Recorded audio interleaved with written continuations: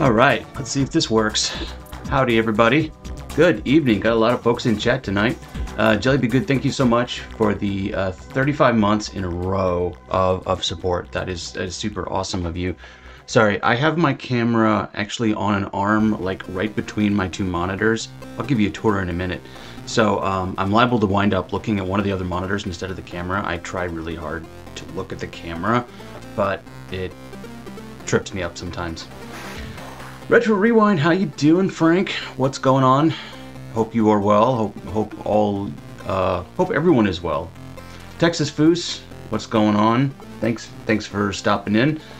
Yeah, the birthdays and the jug handles. Well, I was willing to give this a shot, but yeah, actually had dinner with my grandfather the other day. He's slowing down for sure, but glad to see that. I mean, he climbed the stairs to the restaurant. He refused to take the handicap ramp. So, but yeah, it's Tuesday, and I finally decided over the weekend that, well, actually, the decision was kind of made for me. I installed Buried in Time. We're playing Buried in Time. Here's my copy of Journeyman Buried in Time. I installed the GOG version on my laptop. It is a hot mess. It insists on taking over the entire display. I cannot run it in a window, and it has to run at 640 by 480. And there's no way I can have my usual setup with this game running. It's just like, this game's like, nope, you are playing me, and that's all you are doing. So that kind of made the decision for me that I'm going to bust out the retro PC, move it here into the stream room, and get it set up. We've got we've got some gateway Windows 98 action here tonight. But yeah, so I also went and dug up my original copy of Buried in Time. So this is Journeyman 2, the sequel to the game that we played and finished last week. It is, let's see, it's 3 CD-ROMs. So 1, 2, 3, and manual. I have the manual for this. Now hopefully we won't be needing copy protection codes out of this manual. I don't think it has manual-based copy protection on this one. But yeah, it's got the product merch fold out here. So, you know, get your TSA patches. By the way, there's a new TSA emote because I'm apparently a Journeyman streamer now. And check these jackets, right? We all wanted one of these jackets. How much for one of those suckers? $249. Be a heck of a Journeyman fan. But yeah, we've got our manual here. Some of the awesome 90s graphics. So yeah, the manual's kind of nice. It recaps you. I actually played Journeyman 2 before I played Journeyman 1 also. So it recaps you through some of the events of Journeyman 1, and the installation, and this set is both Windows and Macintosh. No, I'm sorry. The Journeyman 2, they have different media for different machines, I believe. Yeah, don't see anything in this that looks like copy protection, and I don't recall any manual copy protection in this game. So I've got that there. I also went and dug out my copy of Legacy of Time. This is Journeyman 3. And is this also 3 discs? No, this is 4 discs. Here we are, disc number 4 for Legacy of Time. But I'm pretty sure that that disc 1 is purely installation. I don't think you have to. It's not too bad. Journeyman 2, at least what I remember about having to switch discs. There's like basically one major area per disc, with also your starting area, which is Gage's home on disc 2, I believe. And then here's the copy of Buried in Time that I picked up from Fleabay recently. This one says Windows 95/98. My copy, my original copy, I think only says Windows 95 because 98 was not a thing at the time. Or maybe it just says Windows. So it is a different set of discs.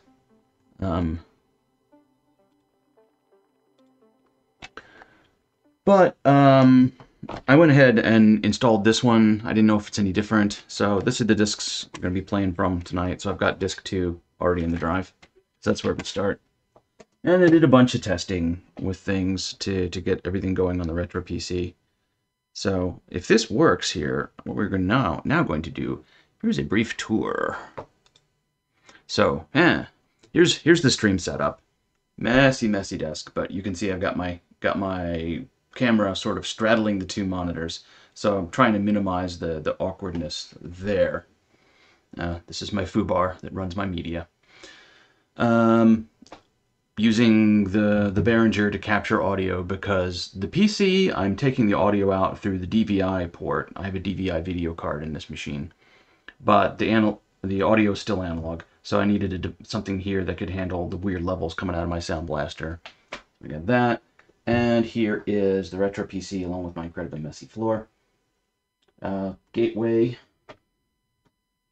This is a Cowbox series gateway. GP6400, I believe is what that says. I'm blocking all the light. But anyway, compact flash hard drive. Case open, because we always had the case open back in the day, right? And yeah. There's our disc 2 ready to rock.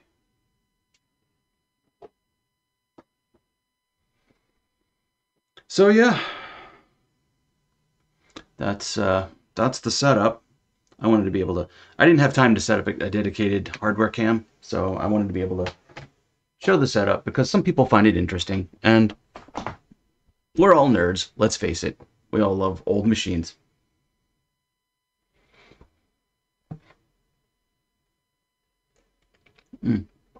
And I have also, that's right, I need to go into Stream Elements and reset this, because I have implemented a death counter. Something I wanted to do for a while. Nope, don't use the Retro PC keyboard. So we can keep track of deaths, because dying in this game is fun. There's all sorts of good ways to die. I didn't have time to integrate an overlay or anything with it, so we just have a command, but it's fun. And I think I put this into the last of the free overlay slots, so we all have our TSA emotes now. So I guess it's time to just get into the game.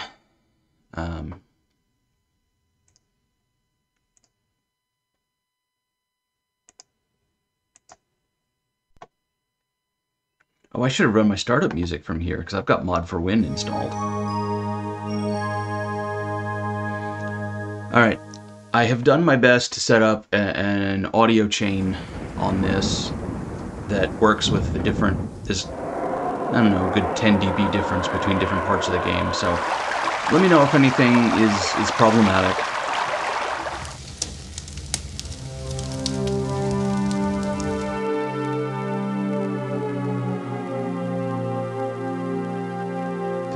Take this down 1 dB as well before we start off. Because this part here is really loud. I can see my compressor over there on the 3rd monitor kicking in. But here we are, same folks. It's Presto Studios. Sanctuary Woods, again, the publisher, distributor.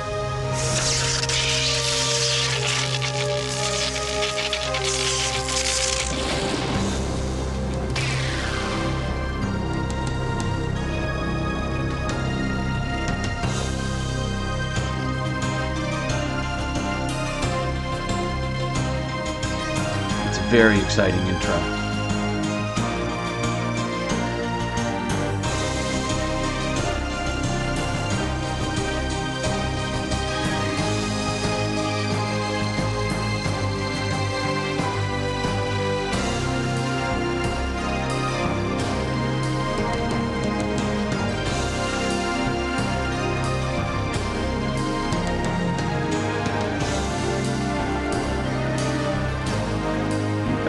Just a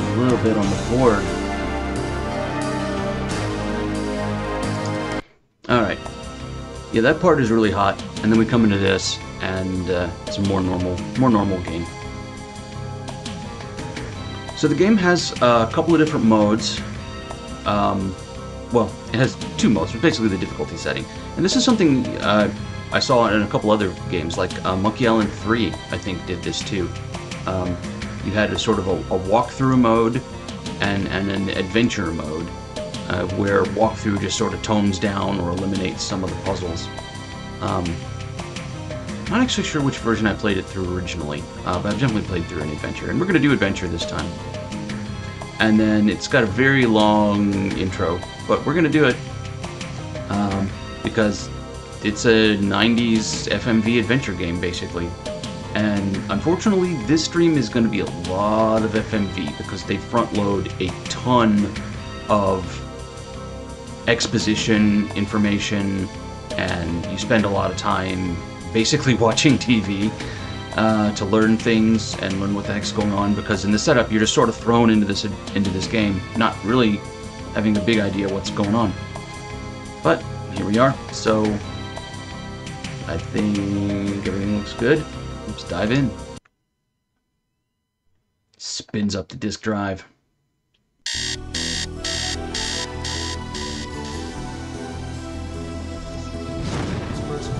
Earth has been officially admitted into the symbiotry of peaceful beings.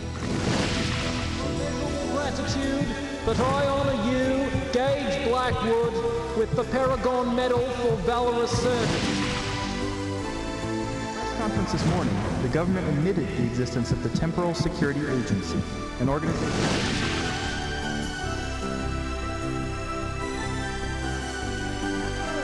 Of Elliot Sinclair can be attributed to Agent 5, Gage Blackwood, who single-handedly defeated Sinclair's name. So we have a name this time. We didn't have a name in the first game.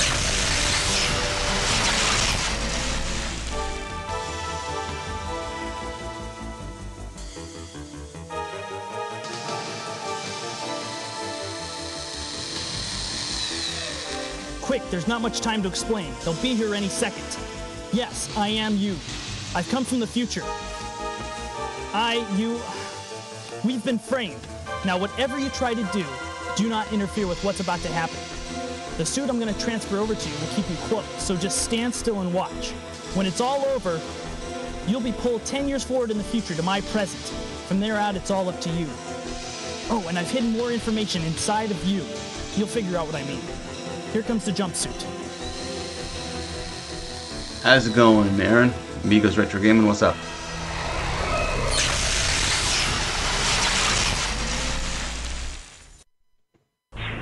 Alright, so now we're inside the suit.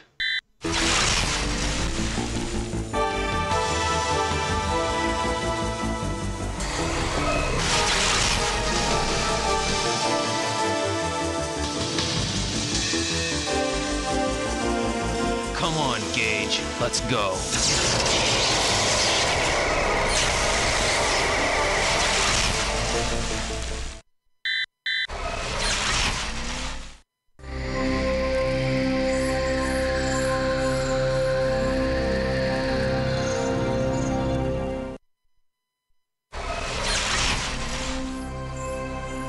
Alright, so here we are. This is the first zone, and we might actually spend the entire stream in this world tonight. Because like I said, a lot of background information to get through.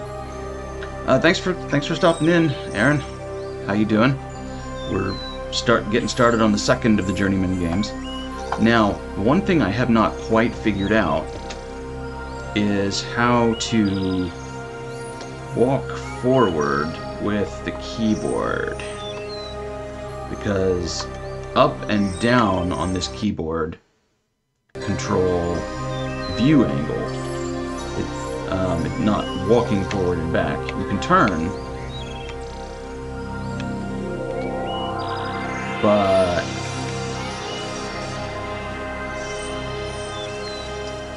I never actually managed to figure out how to walk forward.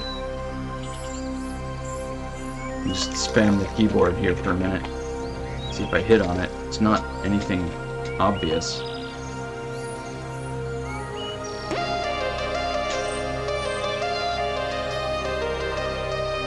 None of the modifier keys work either.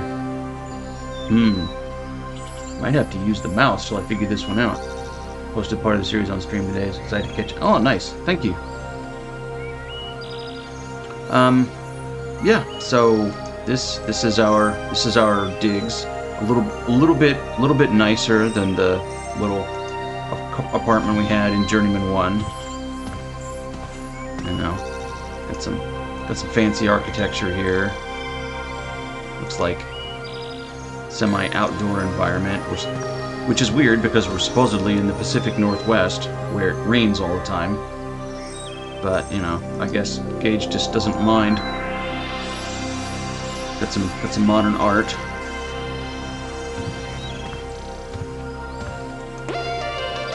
Things on walls. Where am I? So it's all pre-rendered, of course. So it's not. It's pseudo on rails. There's only a few places you can go. You're not free to wander around. So sometimes it's a little bit tricky figuring out how to get to the place you want to get because you have to zigzag between locations. You'll see what I mean in one of the first locations we go to. But anyway. Here we go. Here's his little toy shelf. So here's the robots from last time.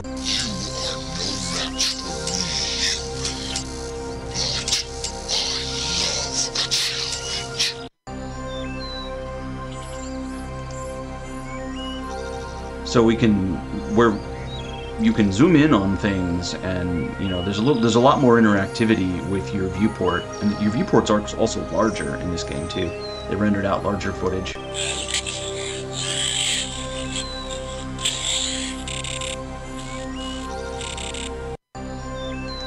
But he also has an action figure of himself for whatever reason. But anyway, in case you didn't figure out the hint, I've hidden more information inside of you. This is what you do. And here we go. Here's the first of our FMV exposition. Since you're getting this message, I'm assuming everything went well. Now, before you do anything, you need to understand that the role of the TSA has changed in recent years. In addition to the security unit, there's now another team whose job it is to research history. That's the team I was on. That is, until someone altered history at 4 of my research mission locations. They weren't major changes, just enough to create temporal ripples.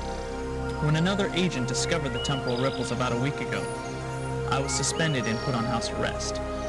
Then they discovered some evidence, and by the next day I was already on trial. I had just about given up hope last night when it hit me. I'm being watched, but you can still prove that we're innocent. So I've decided to break house arrest and jump back in time to get your help. Right now I'm probably in jail. If they know where I am, they won't be looking for me. You'll be free to jump to any of my research mission locations to see what's going on. Now pay attention. This is important. Go to each of the 4 time zones and gather as many clues as you can find. Try and discover what's been changed and how. I've programmed the jumpsuit to auto-record any evidence you might find. Oh, and one more thing. I don't know if this has anything to do with what's going on, but I was at the TSA a couple weeks ago, doing an unscheduled check of the security grid. I noticed something was wrong. It seems a couple of the feedback jumpers had gotten crossed. A good portion of the security grid was compromised for I don't know how long. Anyone with the right information could have gotten into or out of the TSA, the Pegasus warehouse, or any of the restricted areas without even being seen. I'm still not sure why I'm being set up, but I think this might have something to do with it. Be careful. Our life is on the line. Yeah, these... I love it too, Aaron. 90s FMV. I mean, I really liked the Journeyman project. I've got my dug out all my Journeyman stuff, so I've got my copy of original Journeyman, the non-turbo copy. I think this is 1.0, so this is one of the very first releases. There's a 1.2 out there as well, and then here's the turbo. I really like this. It beat Myst to market by about 8 months, I think. And I'd rather play Journeyman than Myst, honestly. Alright, so... obviously, somebody broke into some secure TSA areas, you know, while the jumpers were crossed. Why we're being set up, we don't know, but, you know, someone with the right information, you know, so it's an inside job. But anyway, that's all the information we get from here, I believe. Yeah. So we just kind of walk around here and explore.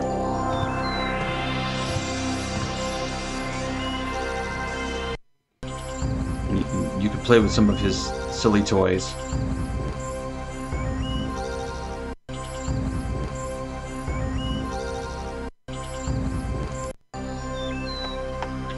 I'm not a big fan of a lot of the puzzles in Myst, honestly. There's a lot of moon logic. There's a little bit of moon logic here, but not too terribly much. There's some weird puzzles, but you get hints.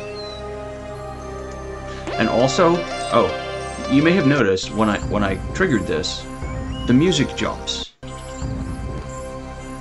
That's because this background music is literally baked into the visuals that we're looking at. And that's why I have no ability to, say, turn down the background music, which I would love to do. But it's actually baked in, like those footsteps are baked into the video of the transition.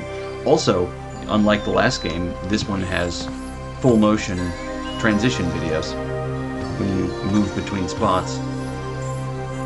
So here's our little replicator. Universal Domestic Replicator, Val 9000. Auto Chef. What's for breakfast? Already replicated the allotted meals. Ugh. Lame.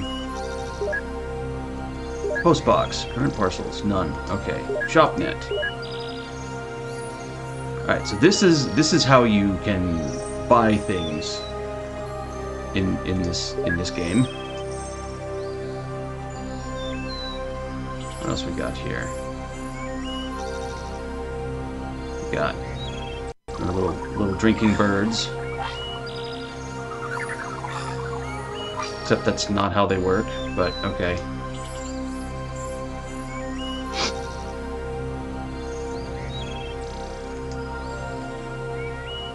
I gotta figure out how to do this with a keyboard.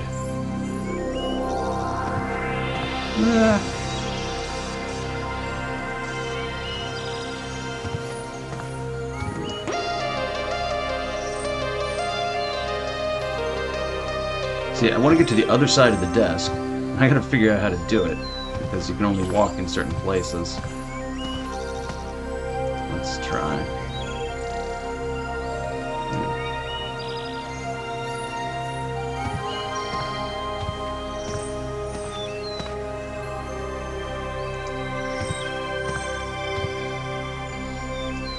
This is a tad frustrating.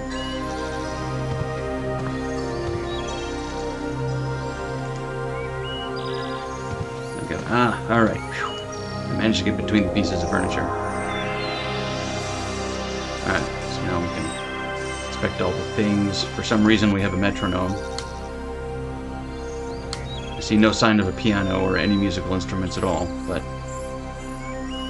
oh, I get it. They're all time things. I never understood what all this was supposed to be about.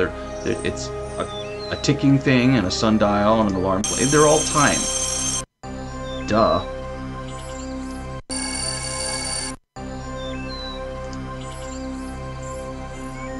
Yeah, because over here we've got a digital watch and an hourglass that we can't mess with.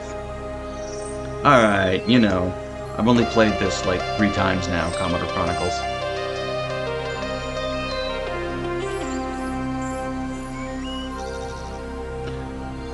Okay. Unit 5, Gage Blackwood, is under house arrest. Access privileges revoked. Yeah. Which are desk. Some papers.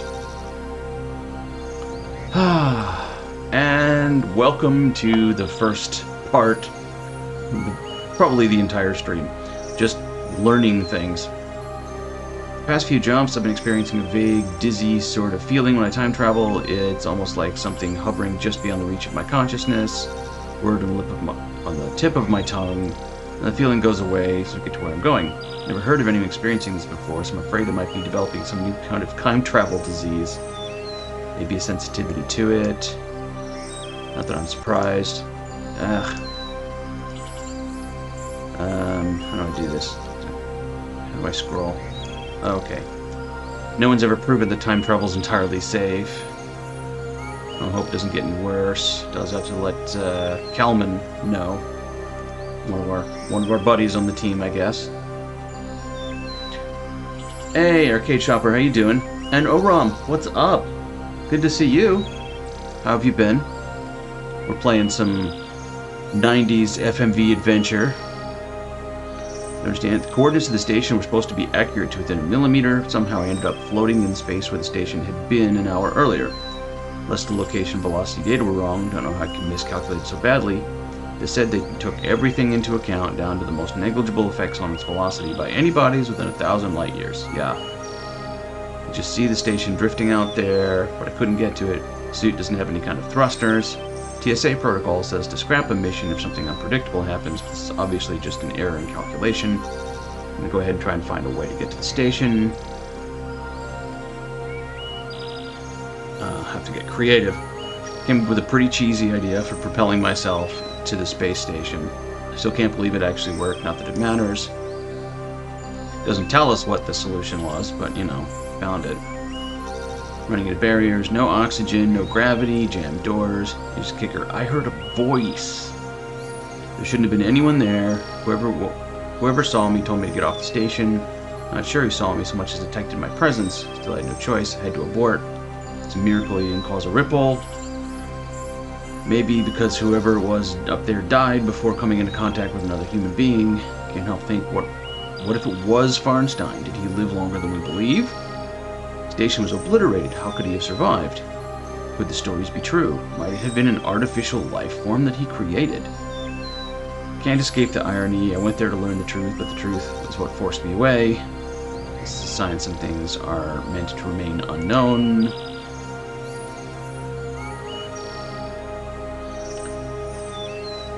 Don't know about my luck these days. Happened again. Got to Gaillard. There was someone standing right in front of me looking out over the tower wall. He spun around the second he heard the displacement effect. That was the thing I could do. Before he could even draw his sword, an arrow came over the wall and hit him in the back. Lucky for me, it would have killed me. Can you imagine the distortion that would have caused? Should have created a huge one as it was. I guess we're just damn lucky and the arrow would have hit him anyway. I don't get it. The jump locations are supposed to be scanned with a fine-tooth comb. How could they have not noticed? I'd like to hear their explanation for this one. And then I gotta watch Philip Augustus' men climbing up through the garderobe. When I get there, all I see is a grappling hook they left behind. The whole reason I was sent there was to document how the castle fell, and they got me there too late for it. I know it's difficult to distill accurate information from historical accounts, but this is twice in as many missions. Really going to have a little talk with the guys in research before I end up materializing in the middle of a Shriner convention, I think is what that says. Yes.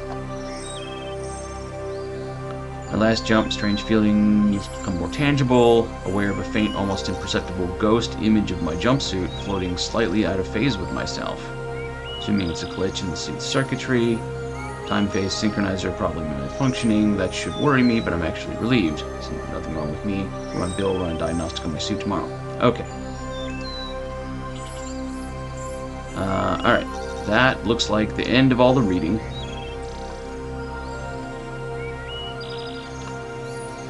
And now we get to what amounts to a 20th century answering machine.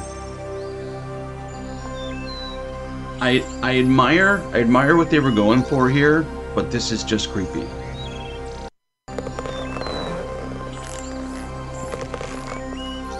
Mr. Blackwood, this is Mark Johnson from Interactive News Network. I'm just calling to see if you'd like a chance to tell your side of the story. Give me a call at Sector 10, 569-82227, and we'll talk about setting up an exclusive interview. I hope to hear from you soon.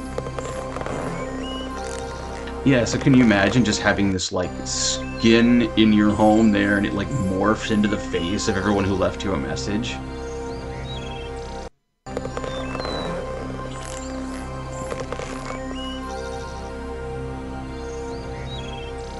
Hey, Gage, how you doing? Listen, I was... Oh, shoot, it's your day off. You're probably in Tahiti, as usual. Well, anyway, I was wondering if I could borrow your Environ system.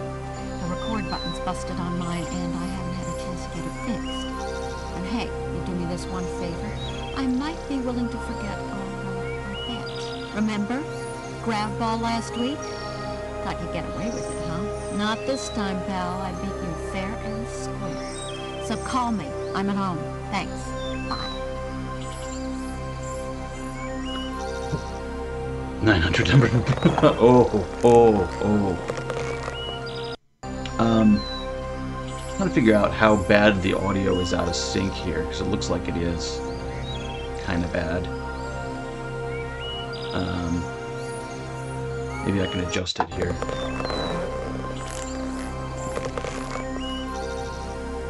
Gage, it's me. Wake up and answer the phone. Hello. I know you're there. Where else could you be? Well, anyway, you owe me, pal. I got your jumpsuit. I just pray they don't realize their key evidence is missing before you figured out what's going on, or we'll both be in neck deep. I mean, it wouldn't take a genius to figure out that I was the only one who could have taken it. But hey, they wouldn't fire me, would they? I'm their chief technician. Who else do they have to get their net games running? I'll send you the suit as soon as I put in an Opmin biochip. If you get a chance, you'll want to modify it to automatically record evidence. And if you need anything else, please, hesitate to call me. Oh, and Gage, do me a favor. Erase your messages for a change. Thanks. Good luck, buddy. Alright, there's our partner in crime.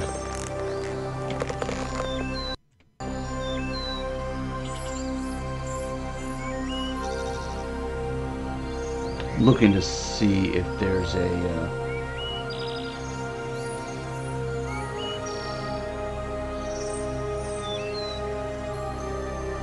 nah, this is going to go badly. If it's not bad, I'm not going to screw with it.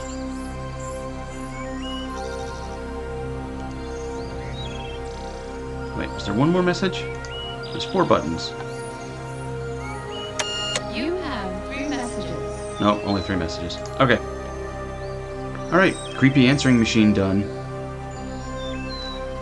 Yeah, that optical memory biochip. Let's see. Yeah, so here it is right here. The evidence biochip. So we have the same sort of idea with the biochips that we had in Journeyman 1.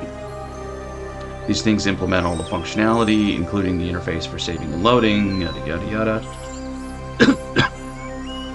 This is what Gage was talking about back in our Caldoria apartment.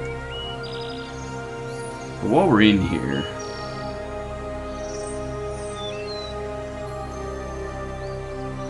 I'm going to go into the menu and we're going to make a save. And we're not going to try and save onto the CD-ROM.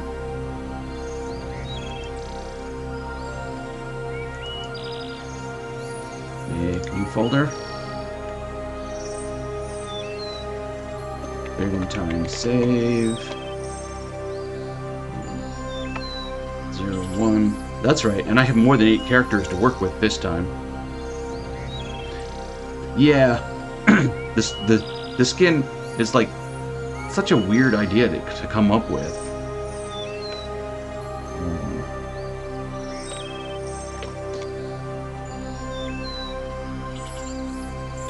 Exit there. Oh no, that exits the menu. Yeah, the other one ends the game. Alright. Everything at the desk.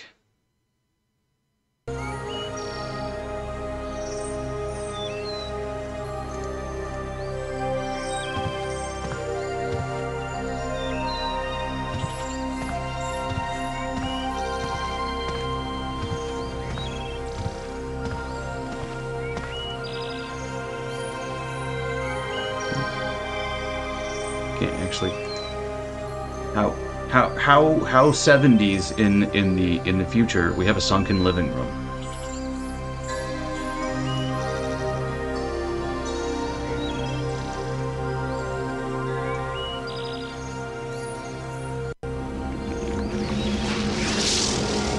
All right.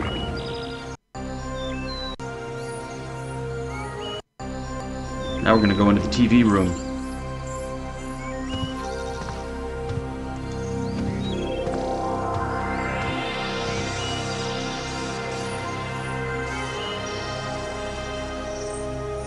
Oh, nope, that's not what I wanted to do.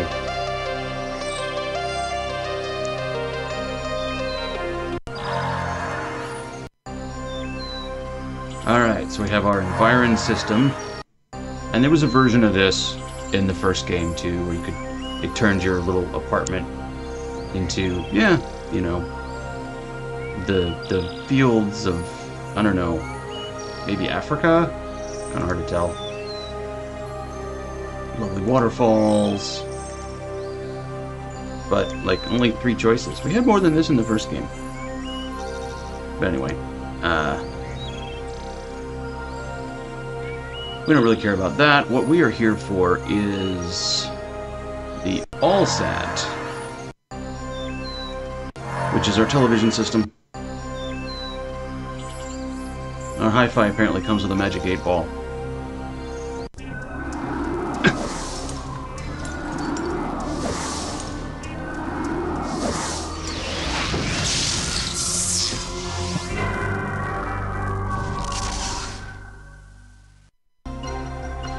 And so this is where we spend the next God knows how much of our time. And I remember spending a lot of time digging through this, because this is where you learn all the background about your world, the background about the incident, political situations, yada yada yada. So there's just a ton of clues buried in here, so you kind of have to slog through it. So we'll start with the most obvious thing, see if we can learn anything about ourselves. Word from our sponsor. Oh right, the sponsors. The soon-to-be-released Gino, A Fond Remembrance, is Volume 4 of G-Tech's Rock Through the Ages collection. Never before has there been a video collection that captures the many moods of Gino Andrews. You'll hear the melancholy Gino. So many songs about the rain. The rebellious Gino. Selling yourself, sell the price to pay when you're selling yourself. Yes, the carefree Gino. It's been my dream to be a traveler of sorts, to visit all kinds. And of course, the lovesick Gino. A song for her is all she wants from me. All of his chart-topping videos are here, brought back from the archives of the past and completely remastered in stunning 4D sound.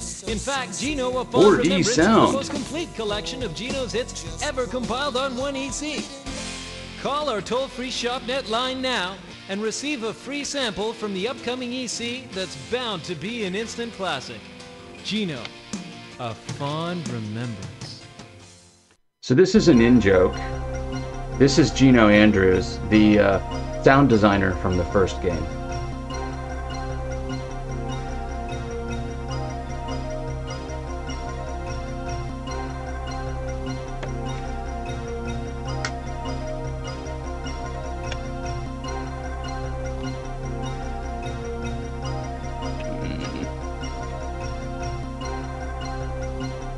Who did not work on the second game, so they made sure to throw a little shout out in there to their pal Gino.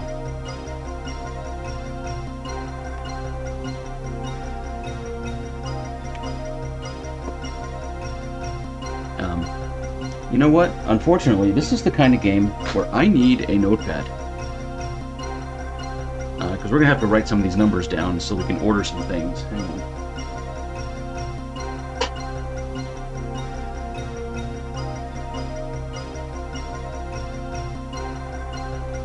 Not that I think we'll be ordering Gino's CD here, but or whatever the hell it is. Gino 5384827.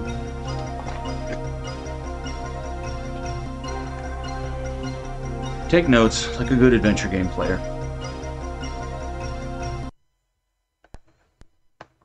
Ah, dang it. No.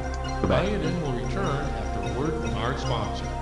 Do not do this. The There we go. ongoing saga of Gage Blackwood took a frightening twist this morning when the agent of the Deep Time Unit broke house arrest to jump 9 years back in time. Fortunately, the illicit time jump was detected, and he was immediately apprehended by Agent 8 of the Temporal Protectorate.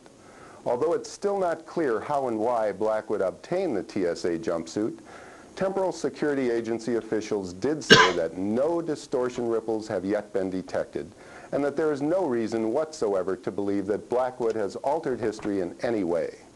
Our Lisa Long has a report from TSA Administrative Headquarters.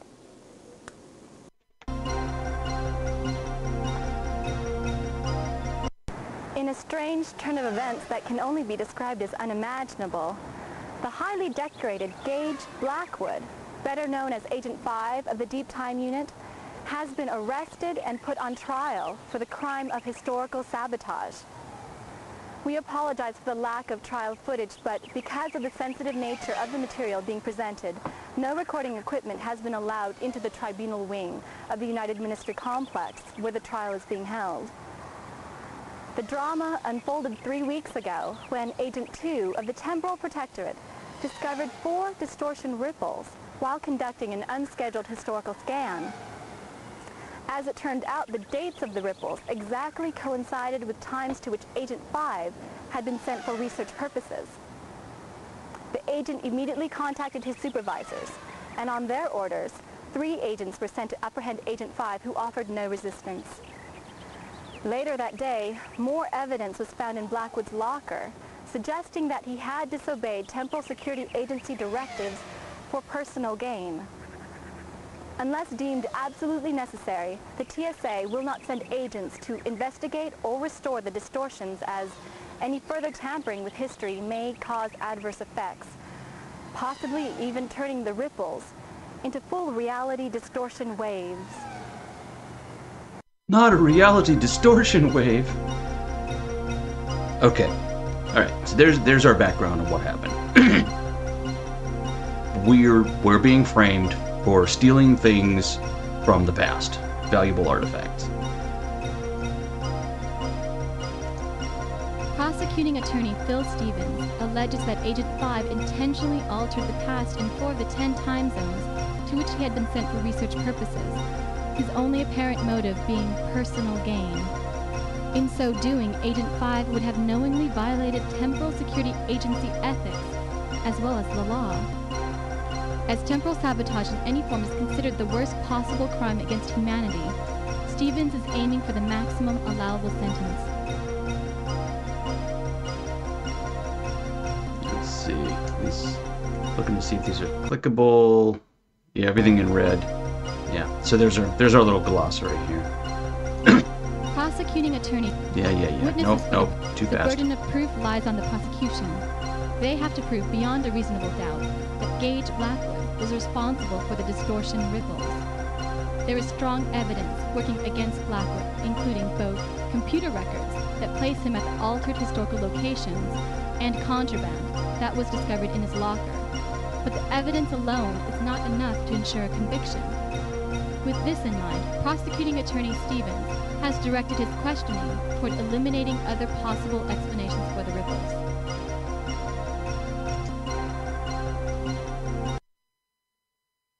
Witnesses for the prosecution have included Agent 2 of the Temporal Protectorate, the TSA's chief technician, and the designer of the circuitry for the jumpsuit. Alright, let's look at the jumpsuit here real quick. There was incorporation of the symbiometry, brought astounding advances in technology, and aided the TSA developing the next generation of time machine. The time displacement unit, or jumpsuit, incorporates an entire time machine into a mobile self-contained suit. Greatest advantage of this is can forge its own null time tunnel from one location to another, eliminating the need to return to the present between jumps. Technology rendered Pegasus obsolete, and in August of 2325, the time machine was dismantled. Its huge generator was destroyed, and the smaller core elements put into storage in a location known only to the agents of the TSA. Suspicious. Witnesses for the prosecution have... Yeah. Alright. Agent 2 discovered the temporal anomalies. And normally performed twice a year to reveal any anomalies missed by the scanner's faster but less sensitive automatic scan. Agent 2 discovered a temporal ripple. Originated in the year 1050. Someone had gone back in time and affected a historically important object or event.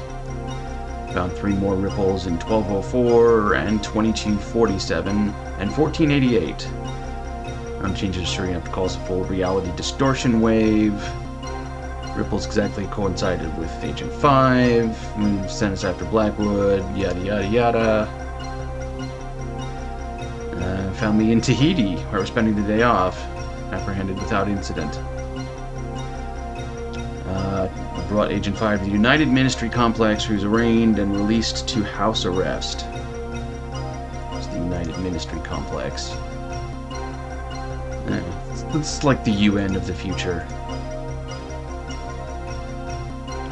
Let's see.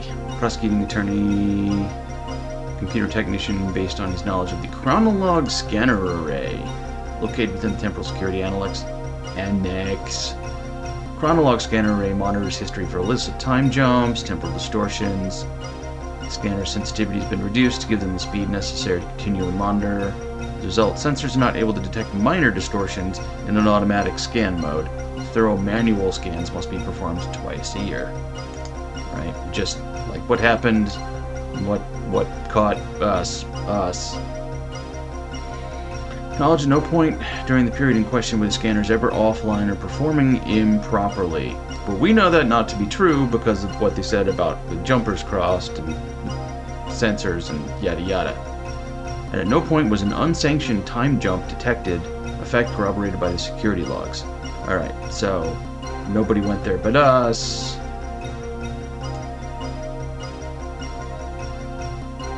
Time displacement unit. It's possible for someone else to have used the jumpsuit. It's like, no.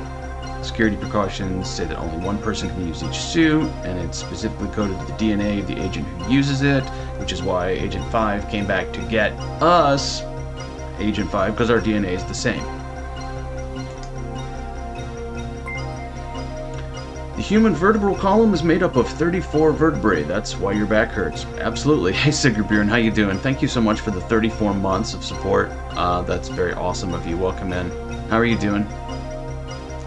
We are slogging through the background information part of this game at this point. In fact, I'm going to turn the music down just a tad, I think. In addition to the computer records documenting Agent 5's research activity, the video log reports made by him during his research definitively place him at each of the historical locations. Well, of course we were there. We were sent there. It was our assignment. So, either we did some shit while we were there, or somehow someone else got back in time, did some shit to our locations, and framed us, right?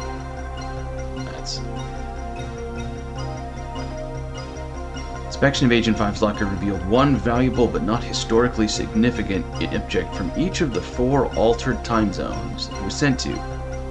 Gold ornament from Chichen Itza, jeweled orb from Chateau Gaillard, sketch from Da Vinci's studio, and a signed document from Kenneth Farnstein's lab. Farnstein's lab is that one, because one of these, like 3 of these events that were going to happen in like our future, the player here, and one of them happens or happen in our past, and one of them happens in our future, but the character's past, right? So there's some, like, future past going on here.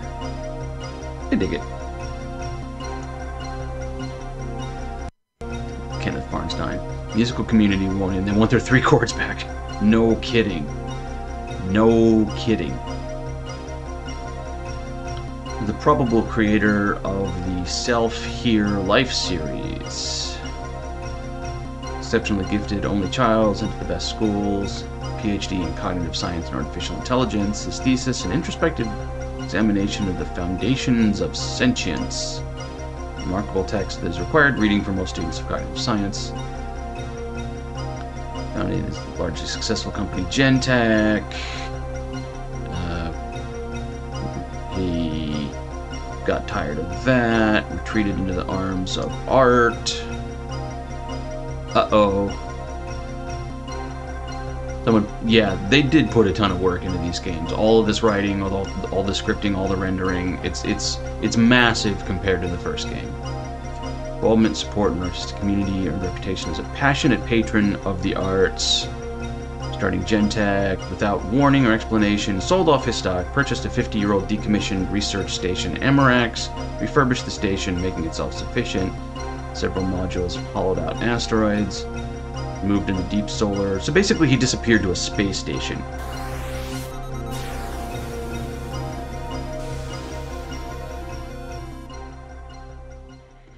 Alright, we're gonna turn down the 3 chords for a minute. Zypho, thank you for the raid. Welcome Zypho and Raiders. How are you? Patrick McKnowles, Zypho, Man Shovel, Arnie the Viking, Sigurbjorn, I've said hello to you, but hello to all of you already. Again. And Graham, how are you? Get raided. We get raided. We're getting raided. Hope you all are well.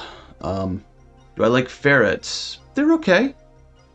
Hey Mitch, good to see you again. Former coworker of mine had ferrets.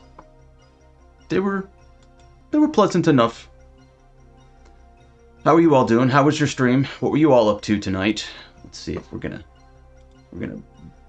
pop out of this for a second so I could say hello. How are you all doing?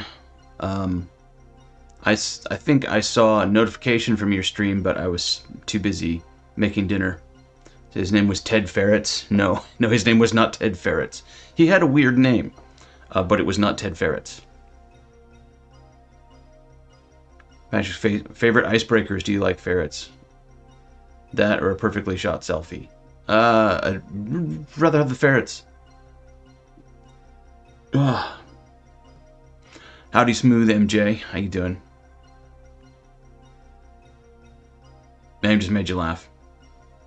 I mean, Ted Ferrets is a strange... No one makes a ferret emote. No, there are no ferret emotes, are there? No.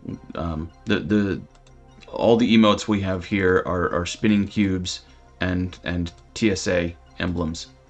Taking requests for arcade coin-op games tonight. Chilling with them. Nice. I haven't done any arcade stuff in a while. I've got my Mister over there that I've updated recently, and there's a ton of games that were added to it since the last time I messed with it. But I've just been too busy with other stuff. I need to get back to it. I used to have a big arcade controller for it, but I sold it at the last Boat Fest because it's too big. It took up my entire desk. So instead I have I've been using my other arcade sticks. Joystick ASMR. But anyway, that one I think is actually Sanwa parts. What was the best game tonight? What was the best game you played?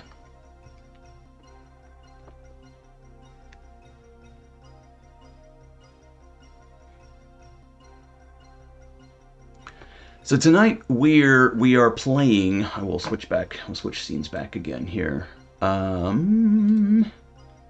We are playing Buried in Time, which is the second in the Journeyman series. Let me see if I can get it to where maybe not reflecting too badly.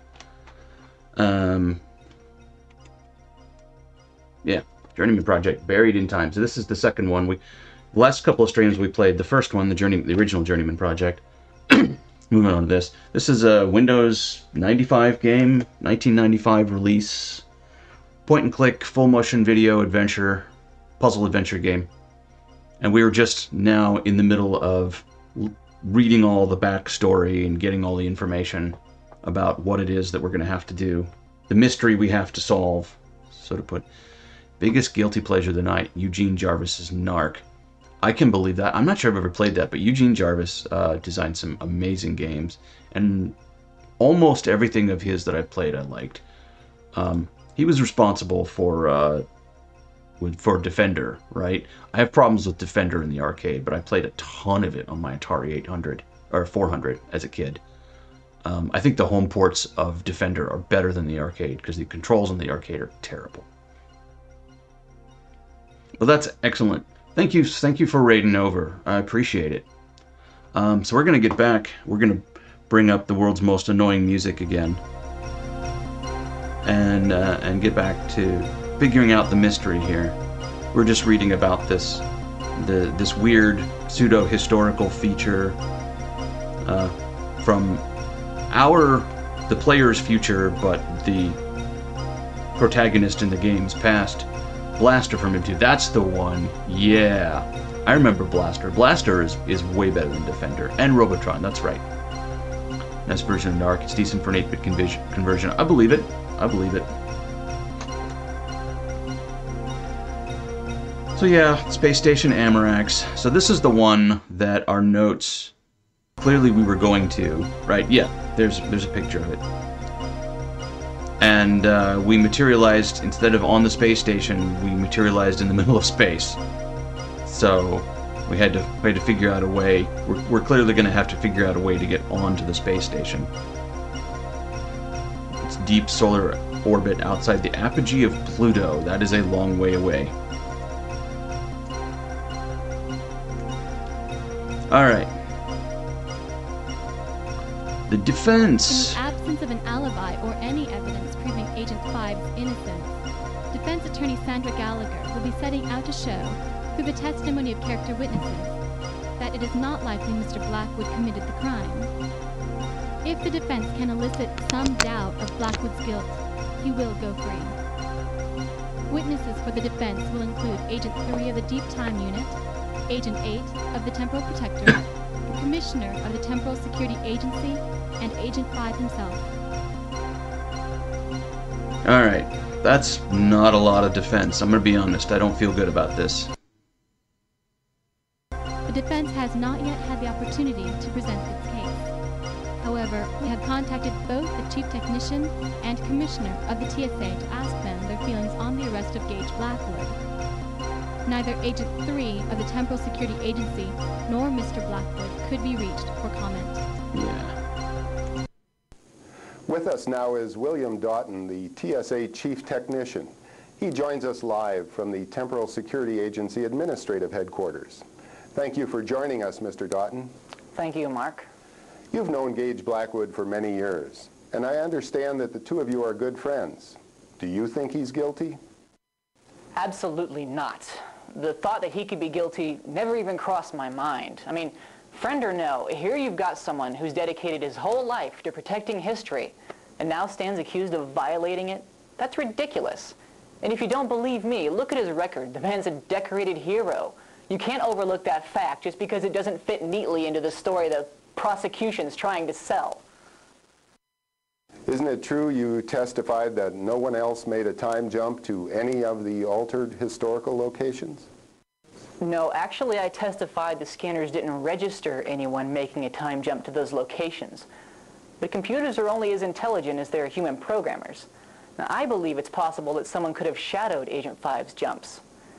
If a second time traveler were to make a jump within a few seconds of the first into the same location, the chronolog scanners probably wouldn't recognize it as a second jump. Have you been able to test this theory? No, not yet. It's too dangerous. If two people were to travel through the same null time tunnel and land in the exact same place, well, their matter would mix and that would kill them. And you believe that someone found a way around this? It's possible, yes. Okay, well, thank you for your insights, Mr. Doughton. Yes, our friend 240p is very much alive in 2328, isn't he? I have with me now Commissioner Jack Baldwin of the Temporal Security Agency, who's coming to us live from TSA Administrative Headquarters. Commissioner, thank you for joining us. Now, the first and most obvious question is, are you confident in your arrest of Gage Blackwood as the perpetrator? Thanks for the follow, X42X. We had to arrest Agent 5 because of the evidence, not because we think he did it. There was an obvious transgression. Someone was responsible for it, so we arrested the person to whom the evidence pointed. Now it's up to the courts to determine whether or not he's guilty. So you believe he's innocent? Absolutely. I've known Gage ever since he joined the TSA. In fact, I'm the one who recruited him. Gage Blackwood is a member of an endangered species. Gage Blackwood is a hero. He has put his life on the line many times to prevent this exact thing from happening. There's absolutely no way he would have abused his position at the risk of a single life, let alone history as we know it. No, it just doesn't make sense. Mr. Blackwood has been an agent for quite a while now, 13 years, I believe. Is it possible that the temptation just became too great for him to bear? No. Gage is as committed to his duty now as he was back when he apprehended Elliot Sinclair. He was, and he is, our finest agent. Okay, let's assume for a minute that he did do it. Knowing that he would be facing life imprisonment on Vega Thalon, do you feel that he would plead guilty? First of all, it's a moot point because he didn't do it. But, presuming he did, knowing Gage, I'd say he had a damn good reason. And he would have confessed immediately. He wouldn't have pretended innocence, not for 1 minute. Bottom line, Gage Blackwood is no criminal. Gage Blackwood is a hero. Okay, Commissioner, it looks like we're out of time. Thank you.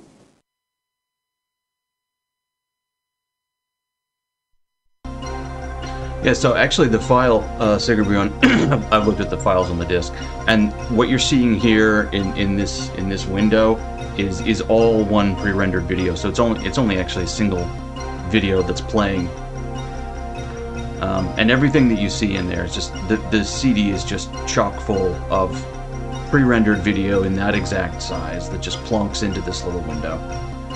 In the tiny little window, you know, keep your PC from melting down. So, remember, you know, 1995. What was the requirements on this? Actually, I'm not sure. I never had the big box for this because I actually bought this at a used software store. If you can believe that. Anyone else remember used software stores? So I never had the big box. I just had the disc box. I'm gonna look in the manual here, see if there's requirements in the installation section. And it does not say, although it tells you how to set up Smart Drive. No, so I don't know what the official requirements were, but for 95, they probably expected to be running on a 486. Alright. That's the defense. The editorial. If Blackwood is indeed guilty, he has altered more than just the past. Yeah. The future, too, will likely feel the results of his actions. The Deep Time Unit will probably be discontinued before ever realizing its full potential. But there is an even greater issue at stake. That is whether the Temporal Security Agency itself is more of a risk than a safety measure.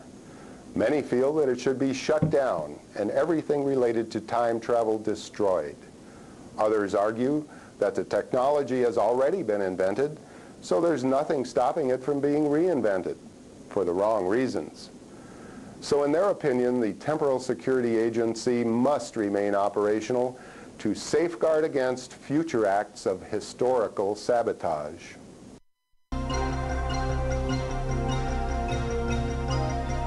Yeah, so the codec is the codec is actually Cinepac, which was so I'm just looking it up right now. It was developed by Supermac Technologies in 1991 for their video spigot device. Because that's one of the things that it does when it installs here is installs the Cinepac codec. And when the first games also uses Cinepac because I had to specifically. Oh no, the first game uses Indio. This one uses Cinepac.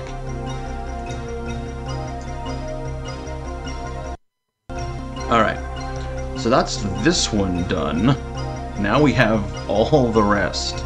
I'm gonna jump here because I think it's more interesting. We'll return after a word from our sponsor. Oh, another sponsor.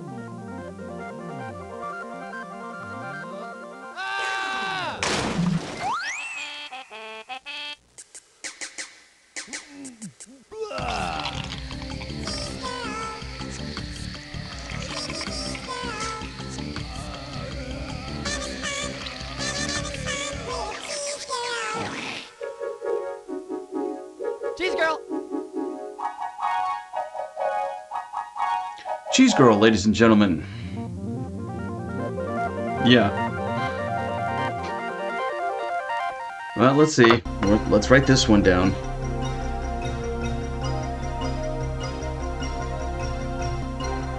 There's the shopnet code for that one. 625-94978. For just $3.50. In a last-ditch effort to stay afloat, the Louvre Art Museum held an auction of unprecedented scale yesterday. The museum was forced to sell off many of its older collections to pay off creditors and to raise funds desperately needed for renovations to the facility. In a fervent display of support, the art community rallied around the historic landmark, showing that the museum itself is every bit as valuable an artifact as any of the works of art it contains. The auction was an astounding success, raising 138.5 billion credits, easily surpassing the 100 billion credit goal. This windfall was due in large part to one generous bidder who preferred to remain unidentified. Martin Walker is standing by with a live report from the Louvre. Thanks, Mark. I'm standing inside the historic Louvre Museum in Paris. Behind me sits one of the few pieces to survive yesterday's extensive art auction. Items up for auction included artifacts and works of art from many of the Louvre's oldest collections, including the Da Vinci exhibit, the ancient Egyptian, and Toltec Mayan exhibits. 4 particular items were snapped up by a generous bidder who paid much more than the asking price. The bidder's identity is unknown, but it is assumed to be an art enthusiast who didn't want to see the Louvre shut down. There are rumors, however, that the buyer may actually have been acting on behalf of another race in the symbiotry, which, according to the Earth History Preservation Act of 2322, would be illegal. We're told an investigation may follow. Museum sources that I spoke to speculated that the revenue from the auction will be enough to keep the Louvre in operation for at least the next 5 years. However, they warned me that the price of admission may go up in order to help cover operating costs. A small price to pay for such a wealth of human history and culture. Actually, a decent actor on this one. The Louvre's financial difficulties arose from a combination of rising maintenance costs, overspending, and lower than normal attendance. Several costly acquisitions in recent years sunk the museum into spiraling debt. When repairs to the facilities became unavoidable and visitor attendance fell, it became clear that a major influx of cash was needed to cure the museum's ills. In June, the decision was made to auction off several of its older exhibits. That decision paid off well yesterday. Alright, let's find out about this Four bidder. items that the unidentified bidder purchased included the Toltec Mayan ceremonial coffer, King Richard the Lionheart's sword from the Crusades, Leonardo da Vinci's Codex Atlanticus, and an interactive sculpture entitled Self-Awareness, credited to Kenneth Farnstein. Attendees of the auction said the buyer did not try to purchase any other items, but immediately made an excessive bid on these 4 artifacts as soon as the bidding opened. Highly sus. Highly sus. Experts estimated that the unidentified man paid at least 7 billion credits more than the true value of the pieces, but none could say why he was so interested in 4 such disparate artifacts. They eventually conceded that it may have simply been their rich histories that intrigued him. Alright. Mayan coffer. Thought to have played a role in Mayan religious ceremonies. Discovered in 2027. Archaeological dig. The High Priest's grave in Chichen Itza.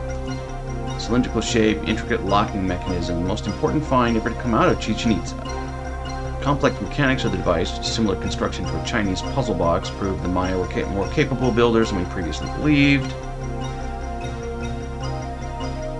Dubious ties to alien theories of ancient civilizations. Yeah.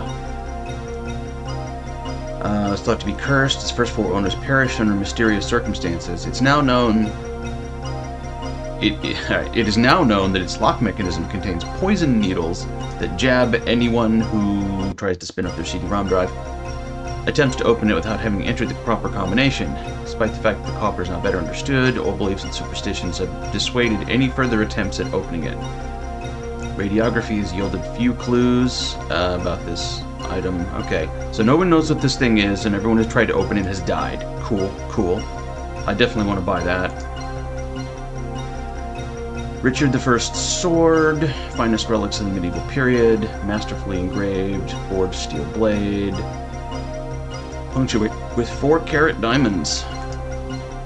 Thought to have been lost forever after being taken by Philip Augustus in the siege of Chateau Gaillard. It was unearthed almost a millennium later during excavation of a condemned French chateau. The sword had apparently been in the collection of a wealthy baron who hid his valuables in an underground bunker during World War II. 3/4 century rediscovered in the year 2015. I love when stuff has aged like that. Dude with the fluffy hair turns up and starts talking about aliens building the pyramids. You're out. Yeah, I'd be out too, honestly, Mitch. Codex Atlanticus. Alright, Leonardo da Vinci. This codex on flight. Observations on flight of birds, designs for flying machines. It's written in Latin mirror writing, giving us a glimpse of his secretive nature. It's not known whether any of the flying machines designed by da Vinci were ever built. If so, they were certainly not capable of flight. Whereas designs and concepts could be seen working in flying machines centuries later, there's no denying that da Vinci must be credited as the father of the flying machine. I think Orville and Wilbur Wright will take offense at that. Interactive sculpture titled Self-Awareness from the derelict station Amarax. Later credited to artist and biotechnologist Kenneth Farnstein, subject of much speculation and controversy as they followed a series of paintings undoubtedly by the same author, which Farnstein himself credited to an artificial personality which he had created. Those claims were never substantiated. There's enough evidence to capture the world's imagination, and they speculate as to whether Farnstein succeeded in what no one to this day has achieved, the creation of true artificial life. Regardless of their origin, gained immediate recognition as masterpieces. Testimony to this was ably provided by New York Chronic, Humanity's Long article, Van Gogh's Mozart, The Shoots, Fuzzy Things, The Peripheral Edge, Art Speak. Come on, CD-ROM drive. Never be convinced the popular crediting of Farnstein's. Alright, so this guy clearly thinks that Farnstein didn't make these things. So the takeaway here is that, you know, Farnstein made some artificial intelligence and it made the art, right? Who is Kenneth Farnstein? Yeah.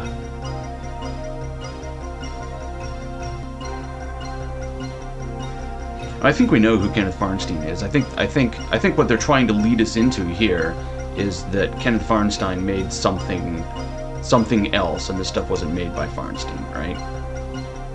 One is left to wonder if the artist is not a child, unrestrained by the burden of understanding, but driven by the need to make tangible, elusive currents of life, as if to capture them in the frame of a canvas or the patterns of a projection, or to somehow bind them like the power of naming in an arcane magic. Hey Namcos, how you doing? 12:20. It is late. It's getting a little late here. Alright, so that is the Louvre auction. Bought these weird 4 things. Now, might just be me, but sure seems like those 4 things came from the time zones that we visited, right? Or that our future self visited. So, highly sus. Alright. Symbiotry technology discussions. Will return after a word from our sponsor. And more sponsors. La peinture fraîche. Jote Latzande. Sasta Gorsht.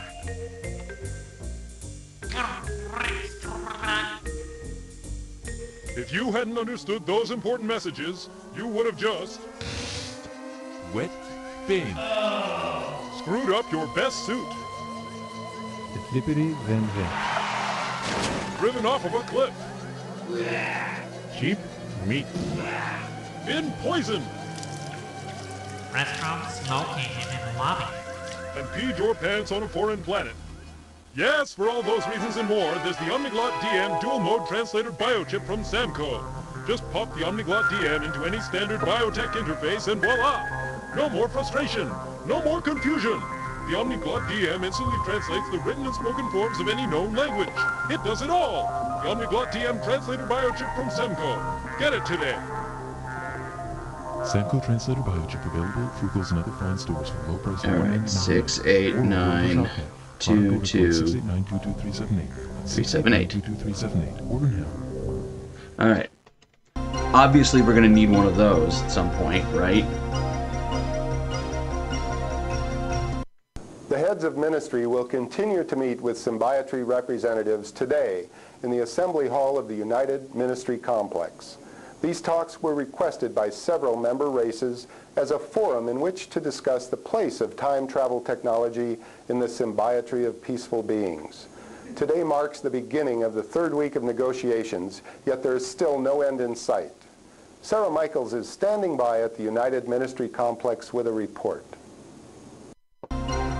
Yes. 378. Thank you, Mitch.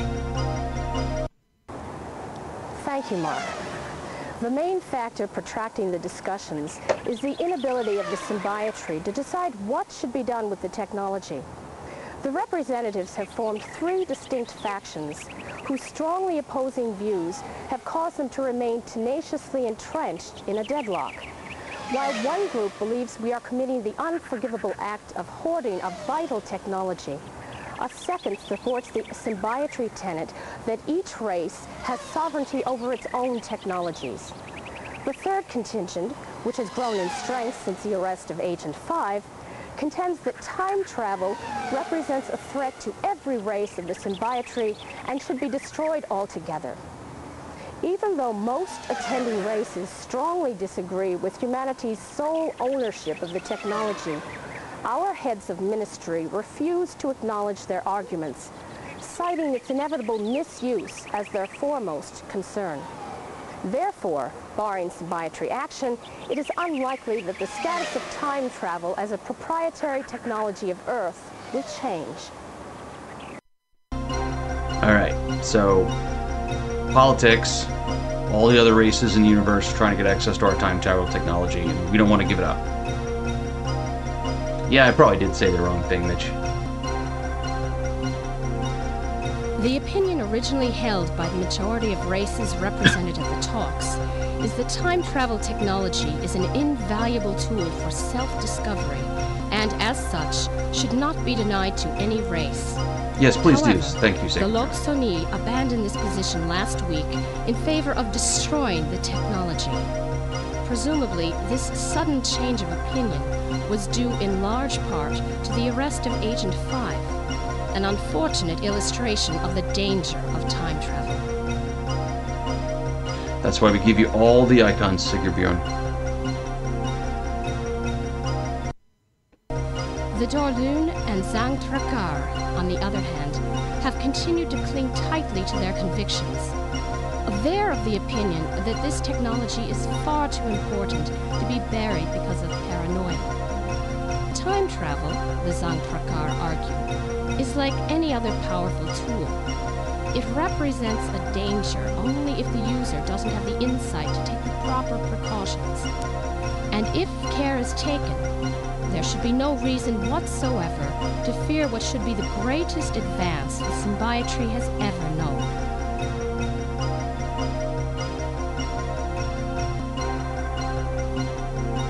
Alright. Dorlun, Zang Trakar. What was the other ones? The Loxoni. The Dorlun, going over all the different races here. Perhaps Brandon Farlink, the Dorlun emissary, stated the feelings of these two races most eloquently. At long last, he said, we can all be in touch with our pasts. Each race can now know the truths of its history.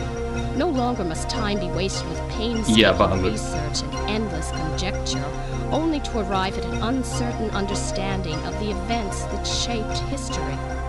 The answers, all the answers, lie within our reach if only we have the will to grasp for them. Alright, there's the obvious answer. Feel for dismantling. Alright. The third viewpoint, which was originally held only by the Unma, is that the existence of time travel technology represents a threat to the history of every race in the symbiotree. For this reason, these races feel that all existing time machines should be completely dismantled. Following the arrest of Agent 5, the Loxoni changed their allegiance from petitioning for the release of time travel technology to requesting its destruction.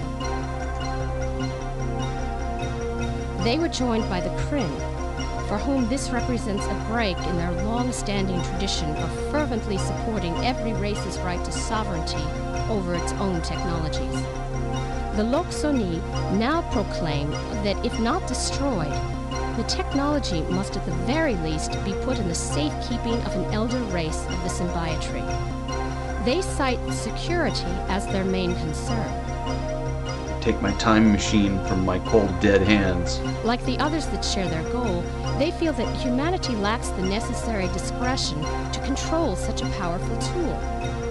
As a side note, it should be mentioned that the Loxoni themselves are among the eldest races of the symbiotree. Yeah. Despite being recently abandoned by the Kryn, two of humanity's staunchest supporters, the Sirolans and the Sar, have continued to defend our right to autonomy over time travel technology. Like those that favor dismantling it, these two races would rather leave their past buried than risk losing it altogether. But unlike the others, the Sirolans and Sar believe that humanity harbors a maturity beyond its years and can be entrusted with preserving the sanctity of history. Few time trains hanging around the area.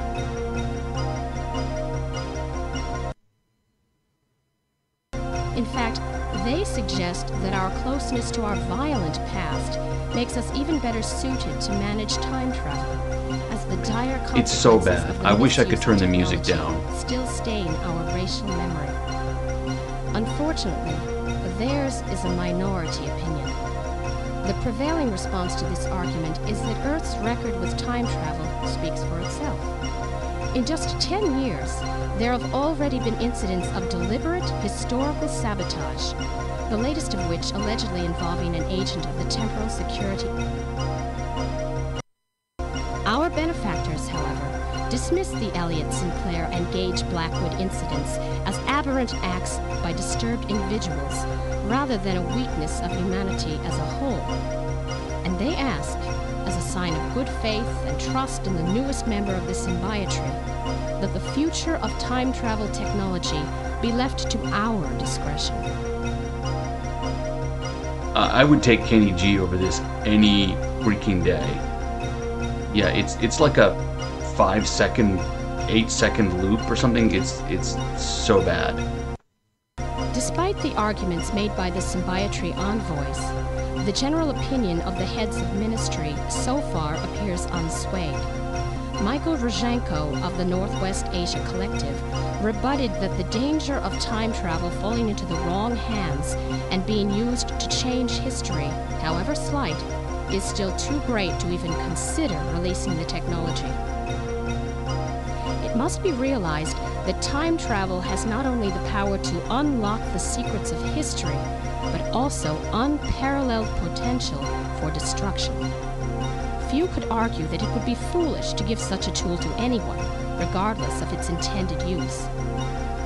On the other hand, Q14 it's for also easy too listening late for it to composer. be destroyed, as was pointed out by Chancellor of Law Rick Allen, when he stated that the technology has already been created and can therefore be recreated.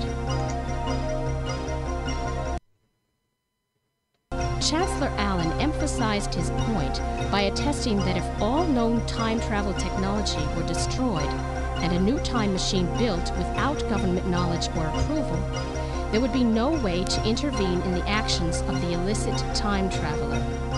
He would have free rein to rewrite history to his liking. Unfortunately, such scenarios are all too likely, as was proven by the Elliott Sinclair incident and the current trial of Gage Blackwood. Okay.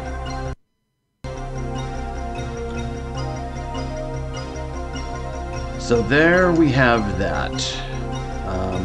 Last high-level topic, the Sinclair incident. So this will recap the first events game. Surrounding the arrest of Agent 5 bring back, for most, memories of the Elliot Sinclair incident.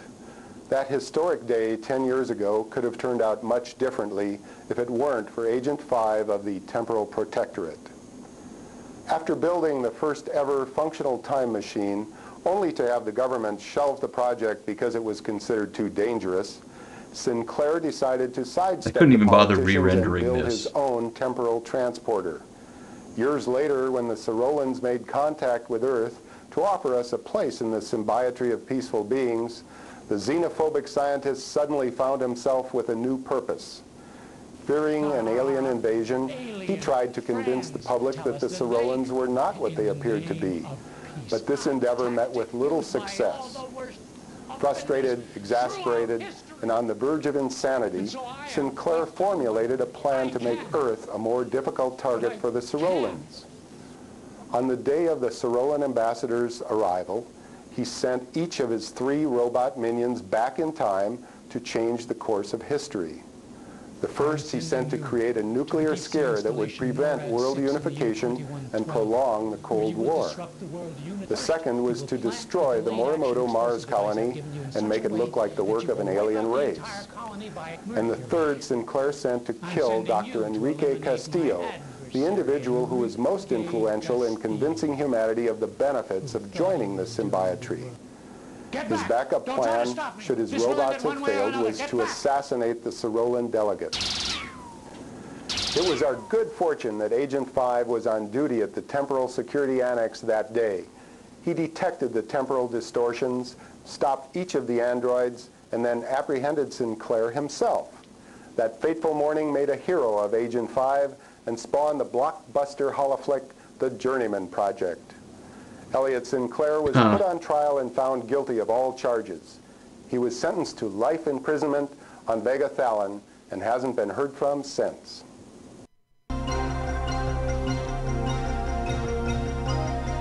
Yeah, I don't think I'm related to that guy, but I don't know. I don't need any more crazy. All right. Whew. Done with the TV. All right, we have now done, I think, all of the research that we need to do. We just need to prepare for the other zones. We've got a little bit of time. I might just run late tonight, and we might take a look at one of the zones.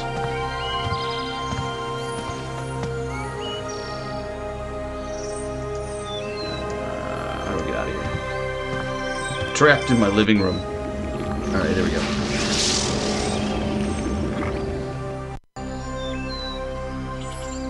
Title from Tex Murphy. I've never played any of the Tex Murphy games. I really should. I love puzzle adventures.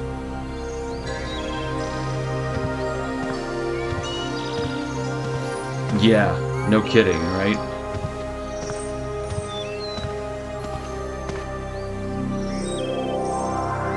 Yeah, Under Killing Moon is probably where I would start. That seems to be the one people most recommend.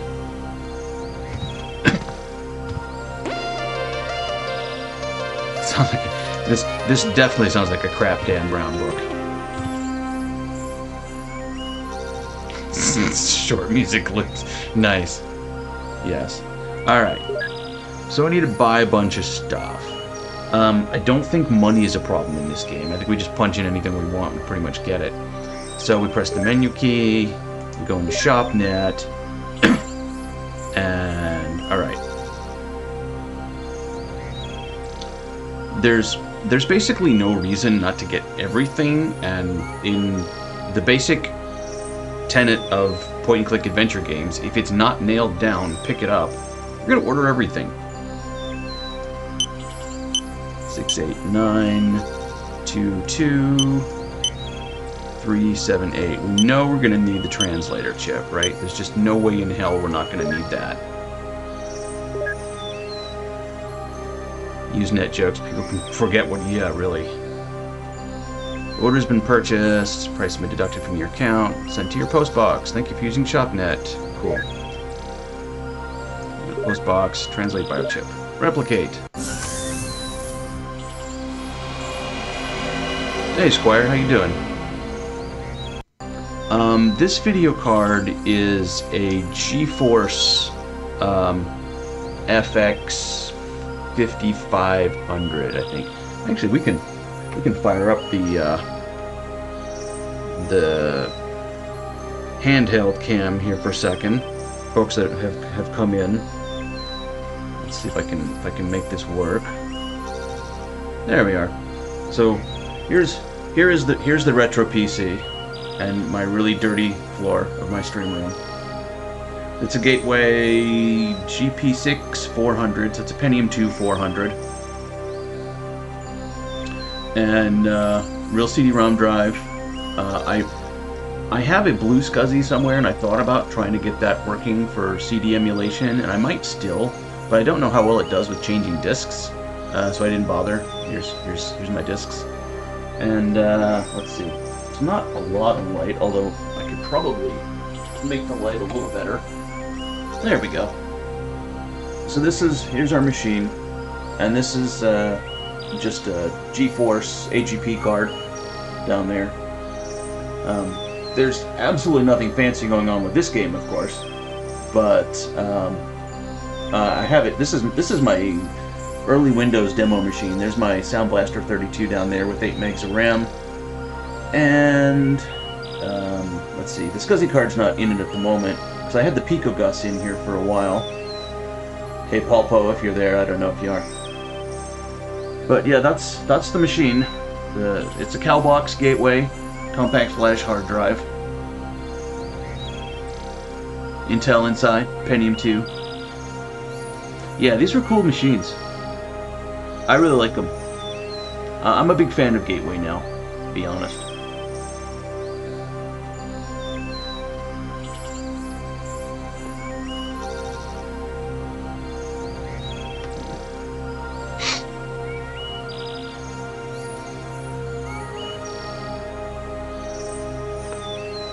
Alright, so we got our translator. Activate. And I think the way this works is when you activate the translator, you just sort of mouse over things and it translates text and stuff like that. But I think we can leave it active. Alright. Go back in here.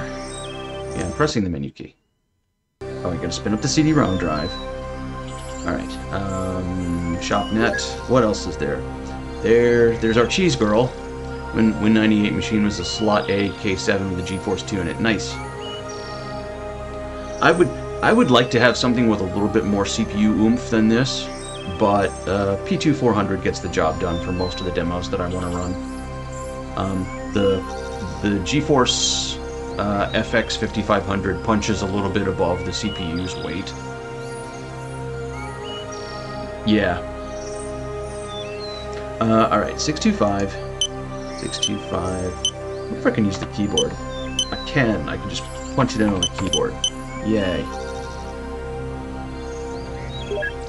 Cheese Girl.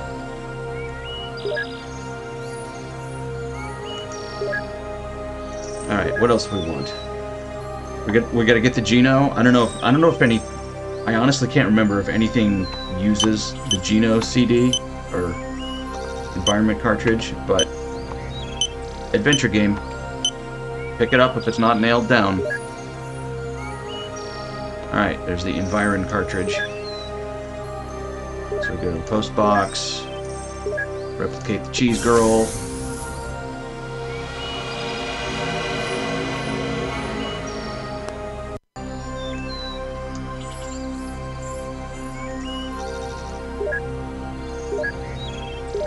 Replicate the Geno Andrews single.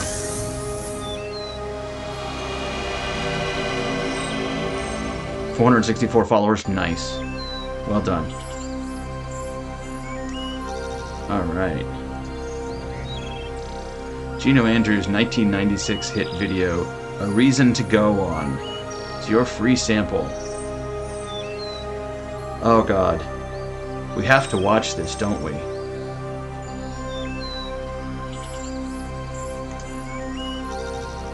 Alright. Let's get back to our 1970s sunken living room.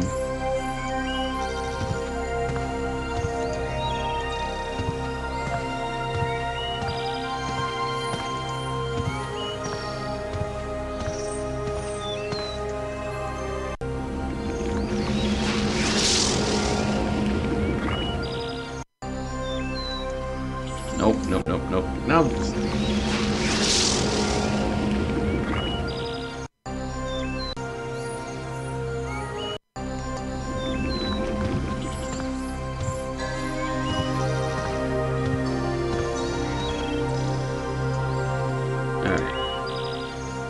we go. Let's see how bad it is.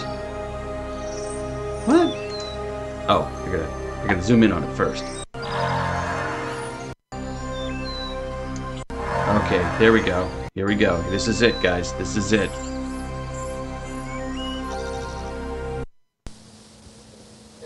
I'm at it right now. I'm at rehearsal. You know the routine.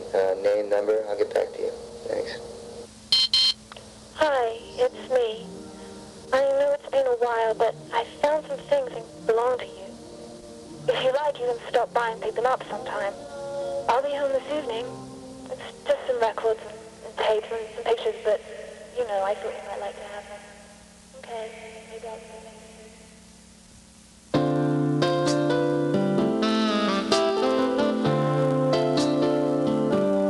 Oh, it's so bad.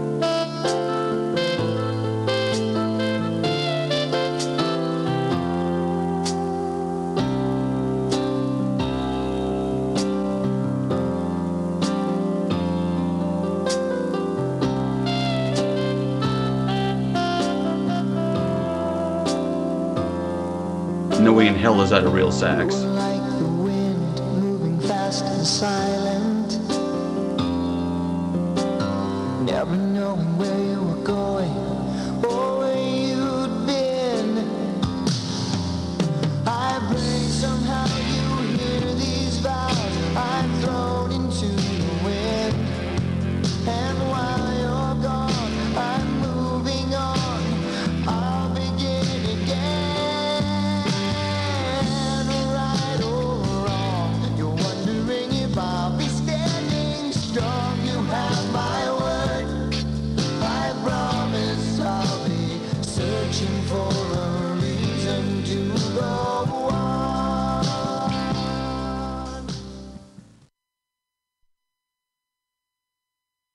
Oh, is that it? Okay. They didn't even bother producing the whole thing. Unless it's just like crashed. It's so bad it crashed the game. No, okay. Yeah.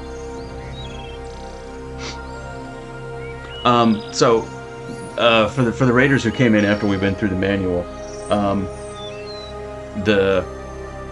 I'll have to dig into that now because that's a good question. I didn't pay enough attention, but Gino Andrews was the sound designer on the first video game, and I think all of this is just, you know, he didn't stick around for the second project, and the rest of the guys are just basically giving him shit.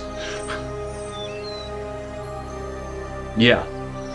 On the first game, I don't think Gino Andrews had credit on the second game. Now look here.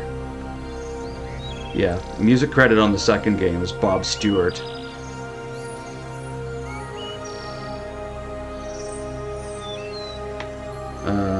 And they don't list anyone in the talent credits for the part of Gino Andrews.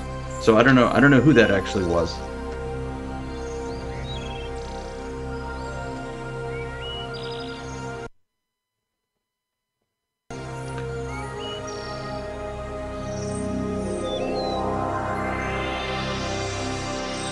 But that's a good point about there being an Easter egg on the disc.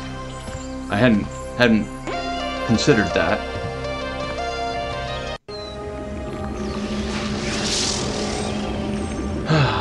Okay.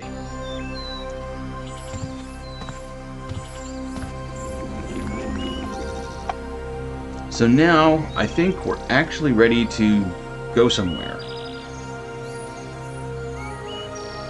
Spending a lot of time being half right. You know, it's better than spending a lot of your time being half wrong, right? So we pull up the jump biochip here. And oh god, there's more. There's mission briefings. So on the first game, when we did the whole computer thing and it triangulated all the places we could go and temporal rips and stuff like that, it gave us these calculated success ratios, right? We don't have that here, so I don't, you know, it doesn't really give you any idea where to start. And this one is much more intertwined. There's a lot more jumping between time periods. There's basically only, in the first game, there was basically only like one thing you needed from one time zone that you had to have for another time zone, and that was the retinal biochip, I think. And you needed the stun gun from another one. Here, there's a whole lot more of you need this from this time period to do this in this other time period, so you're jumping back and forth a lot. But for reasons that are only because I know the game and I've played it a bunch of times, I'm going to start in the Farnstein lab. Alright, so we have to do the mission briefing. 2282, salvage vessel cruising Saturn for derelict ice mining platforms, discovered the research station Amarax, which had served as the secret workshop and last known residence of the master artist Kenneth Farnstein. The Amarax had been badly damaged in an asteroid shower, with entire wings torn from its tattered hull. Inspecting what remains, the salvage crew found 4 unique interactive sculptures made of polymorphing neural matter, an advanced neurocomputer which became the direct forebearer of modern technology. The soft web that drove the computer, however, had perished decades earlier when the crippled station's power reserves ran dry. Farnstein was an enigmatic figure, part artist, part computer science. His far-fetched claims that the art he sold was the work of an artificial being of his own making were for many years considered the ratings of a lunatic. The discovery of Amarax. This belief has come under serious scrutiny. Your mission is to explore the damaged space station. So this is what we would have been doing as an actual agent of the Deep Time Unit. This is the thing we were sent to go do when we got framed. Missions to explore the damaged space station just after the incident, while it still has power in its reserves. Try to determine the truth behind Farnstein's work. Comb the station for any signs of artificial intelligence or anything else which may have gone unreported by the salvage crew. Starting with the CD-ROM drive spinning up again. With the station's neurocomputer, as Farnstein is believed to have perished in the asteroid shower, the station should be vacant. Should be vacant. Famous last words. Destination coordinates have been scanned and cleared, but we know that they're not right because we had trouble getting there. Anyway, let's go! And change disks.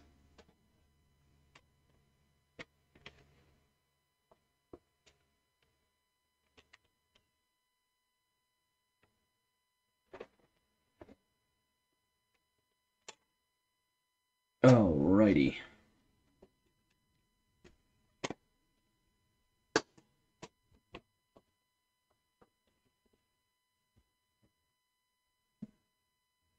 Camera back a little bit.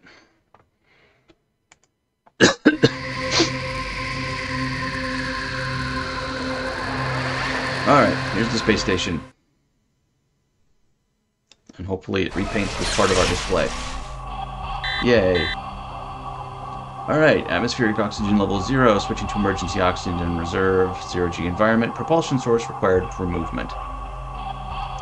This one took me for frickin' ever. Actually, I'm not sure I ever figured this out. I should have figured it out, because the clue is just right there, what I'm supposed to do here. But, anyone got a guess?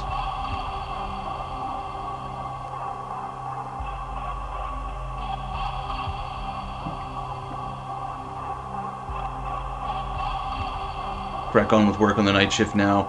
Hey, thanks a lot. Thanks for stopping in. Thanks for raiding over. Really appreciate it, Zypho. Have a good night. Good luck on the night shift. And I will see you around sometime on, hopefully catch one of your streams. And I love the Dizzy emote.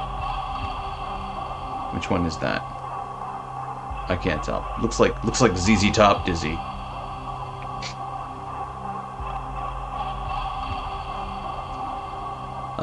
So we don't have any thrusters. If we examine our cheese girl here, warning: contents under pressure, risk of inadvertent propulsion in 0G environments. I should have figured this out, but I didn't. Pretty sure I had to look it up even back in the day. So, we will use our cheese girl.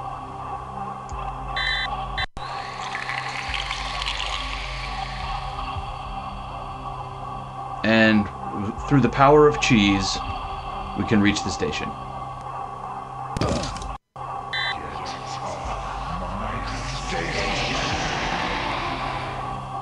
And a weird voice tells us to get off their station. Cool.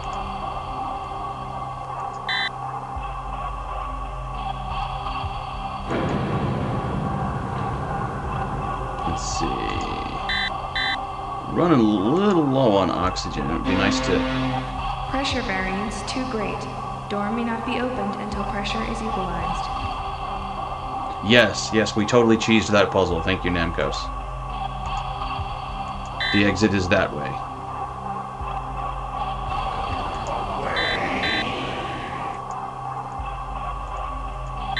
Alright, down to 70% oxygen. 60% oxygen. Seems like it's going away too fast. Pressure are too great. Door may not be opened until pressure is equalized.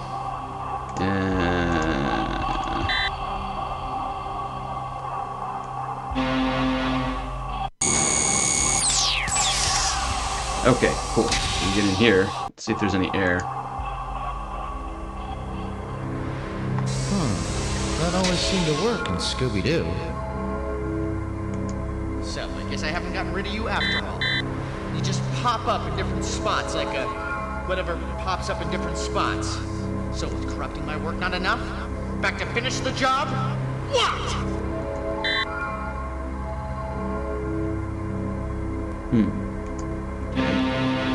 Pressure variance too great. Door may not be opened until pressure is equalized. Alright, pull up the interface, take a save here. 02. No air. I don't quite remember how to do this. And I thought I was being rescued. I'm breathing my last breaths here, and I get visited by Guido, the space family. Come all this way to tamper with my sculptures. What are you, an art critic? So, what do? Travel around space looking for derelict crafts you can terrorize the survivors by redecorating while they're helpless? What'd you do? Bring a spray can too?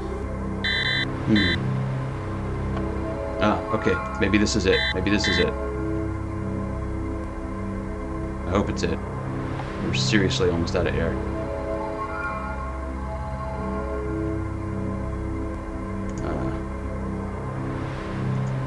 Environment, air, nexus, neuronics lab, med lab, IMAS processing. We are in acetance array. You are here. Click to pressurize. Come on, come on, come on.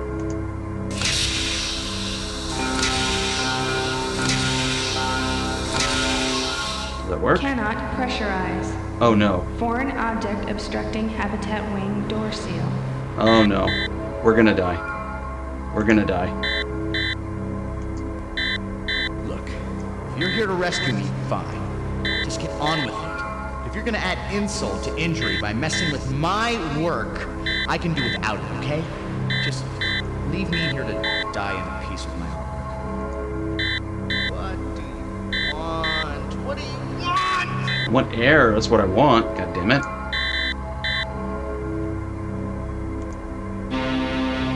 Pressure too great. Door may not be opened until pressure is equalized. No. Alright. We gotta jump out of here. We're running out of air.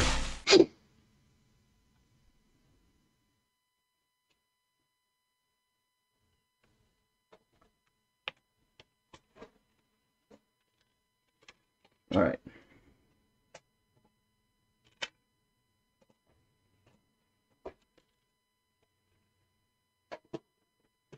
Just gonna leave that there so I can get to the discs a little better, hopefully. Come on. Alright, gotta be quicker next time.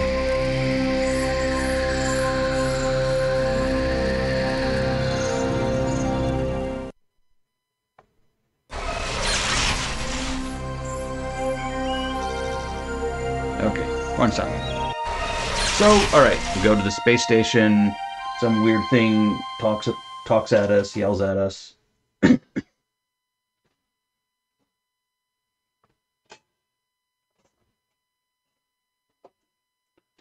Barnstein's supposed to be dead. So we've got to figure out what this thing is. Is it the artificial intelligence? It's probably the artificial intelligence, let's be honest. Nope, nope, go away.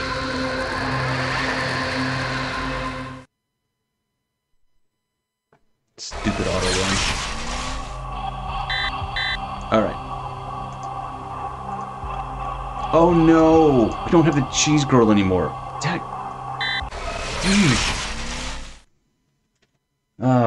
Gotta buy more cheese spread. Come on. This is the one nice thing about the GOG version is there's no disc swapping.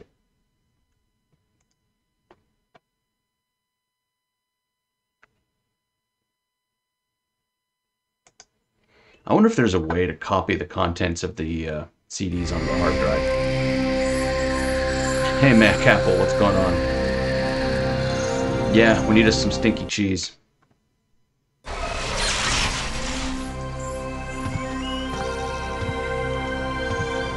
Some cheese, take one more run at this.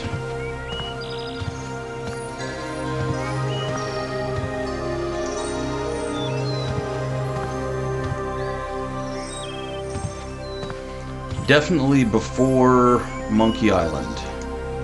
Well, not actually before Monkey Island, but didn't pay attention to Monkey Island's inventory innovations, that's for sure. Alright, 625, 94, 978.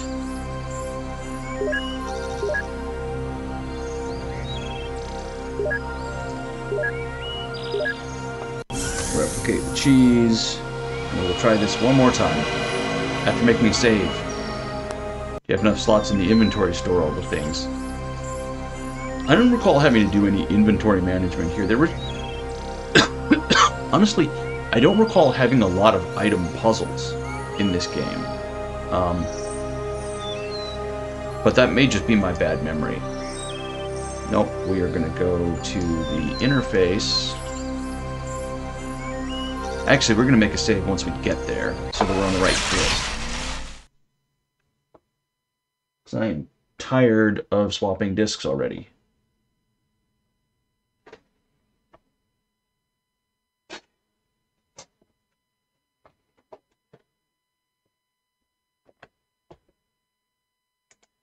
So, I don't know if we get to play any fun inventory games. I know inventory management is your favorite part of gaming, Sigurbjorn, so...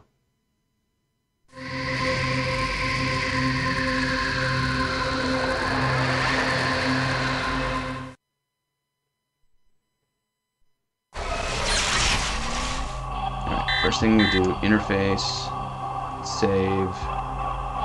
I'm going to overwrite that save since we haven't done anything. Alright. Cheese. Our cheese propulsion.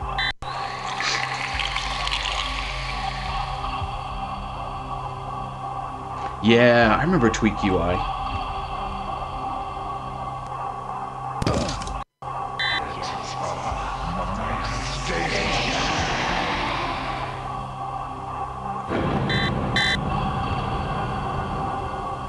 Go all the way down to the end this time.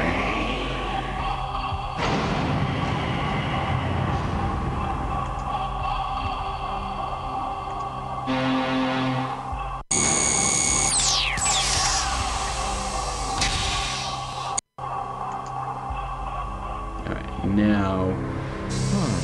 That always seemed to work in Scooby-Doo. Alright, what do we got? We got a thing. Alright, there's a metal bar obstructing something. Okay, So, pick up the metal bar. I haven't gotten rid of you after all. You just pop up in different spots, like a whatever pops up in different spots. So, corrupting my work not enough? Back to finish the job? Find the panel quicker this time, and then I know where I'm going.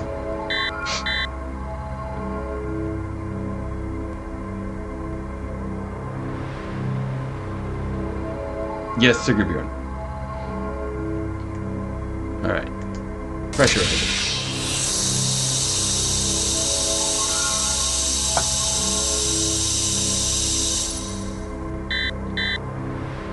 Yay! We can breathe again. Alright, let's save again.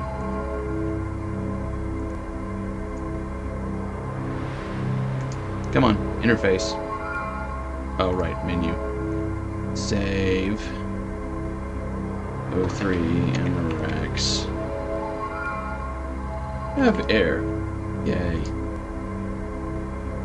One simply must tweak UI. Yes.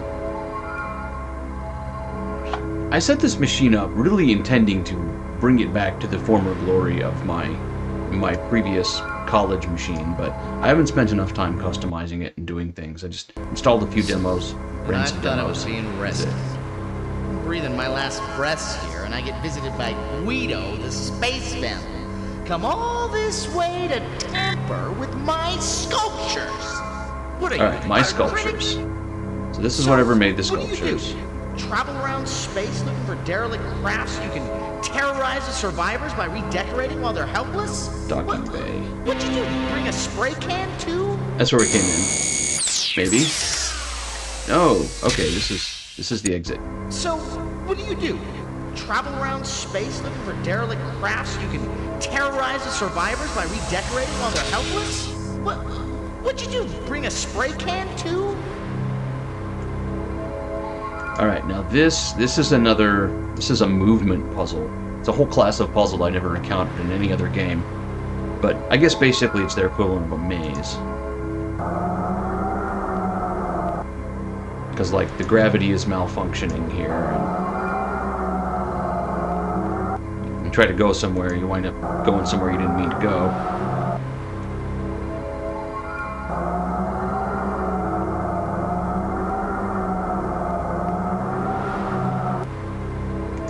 And it's just a really annoying puzzle, and I hate it.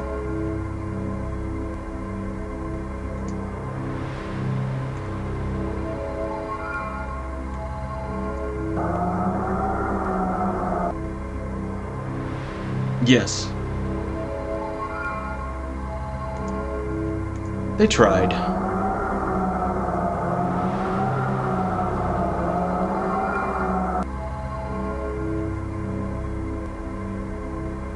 They tried.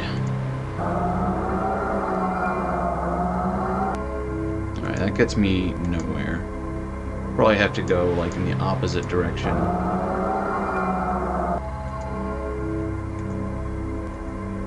Go that way and go that way. Go that way. And wind up.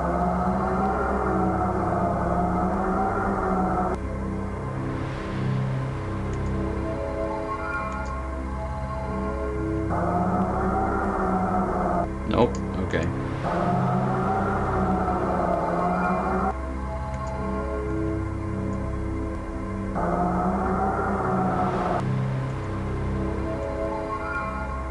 I don't really have many choices of where it can go.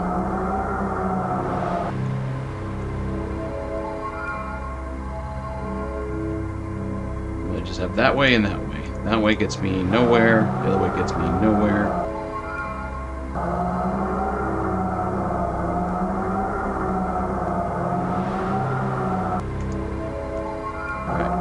This way. Nope, can't go back that way. Can't go back that way either.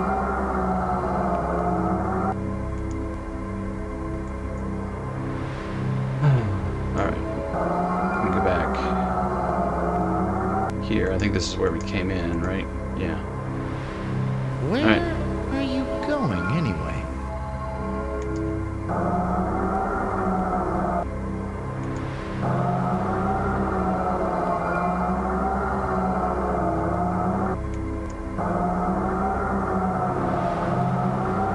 Where am I going? I have no idea. I have no idea where I'm going. I'm trying to get to that freaking door.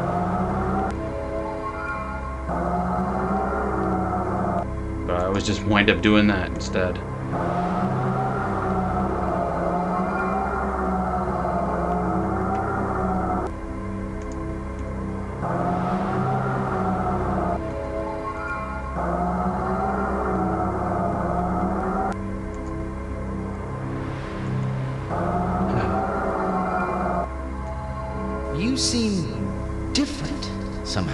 Unlike before, your patterns, you're more curious, like you don't really know what you're doing here, do you? No, I have no idea what I'm doing the here. same intruder.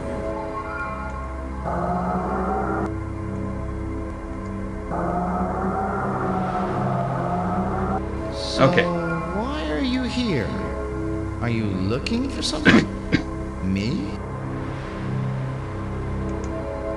So someone besides us was here. Great. Solved that. Now, I'd like to get to that door, please.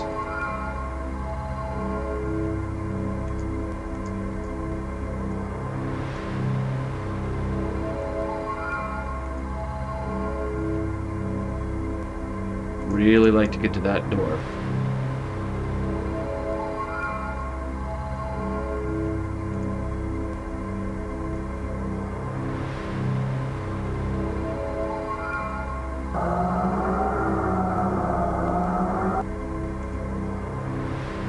Is this... Oh, did I make it?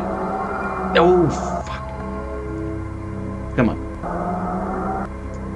Yes. I don't know why I feel this, but I guess I have an instinct about you. My other guest didn't feel right. You're different somehow. Like I should trust you.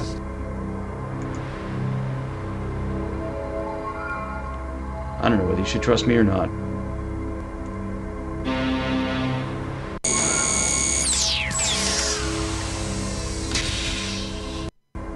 I really enjoyed this part, this station, the first time I played it.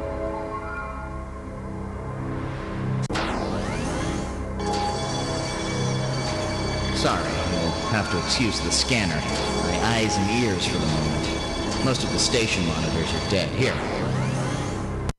Well, here you are. You found me. Part of me, anyway.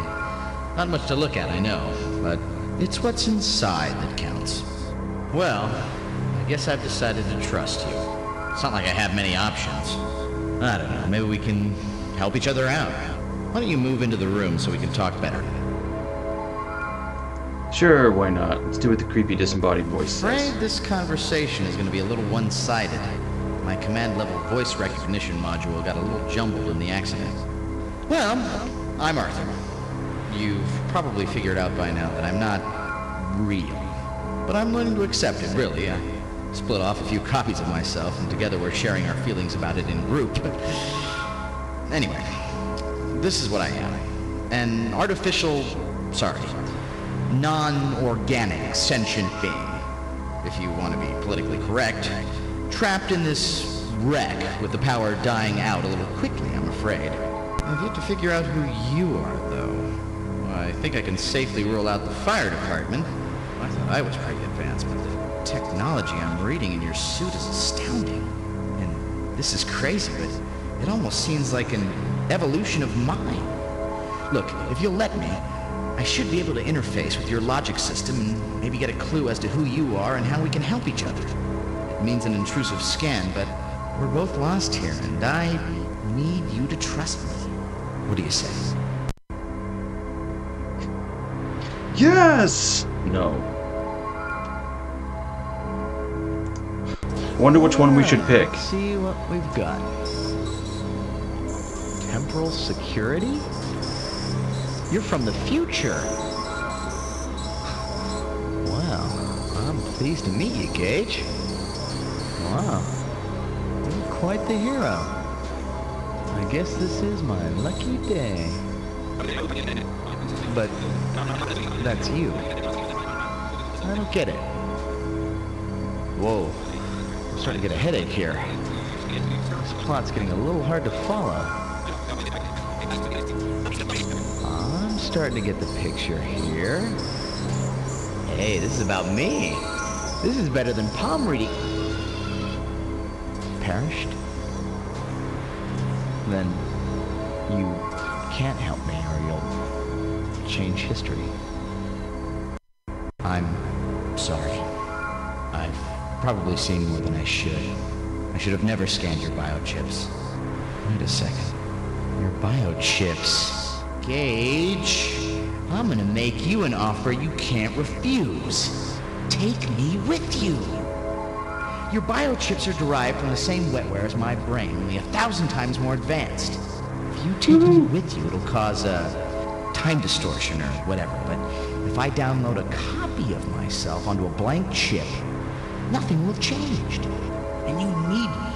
I know who framed you, the same person who messed with my sculpture. I can show you what they changed. What do you think? Is it a deal? Giant yes, tiny no. I think it's a deal, yes. Great! Oh, you're not gonna regret this, Gage. Now let's see. I should be able to transfer the data across optically from my core. I hope this is gonna work. That means we've got to get you inside the Nexus, which of course is inconveniently detached from the station at the moment. How do we do this? Yes, exactly. The decompression should propel you across to the Nexus. I'll have to give you the override code. It's risky, but it's doable. Yay, risky. That means we save the game, because it's an adventure game. And when a disembodied artificial sentience says it's risky, it means save the game.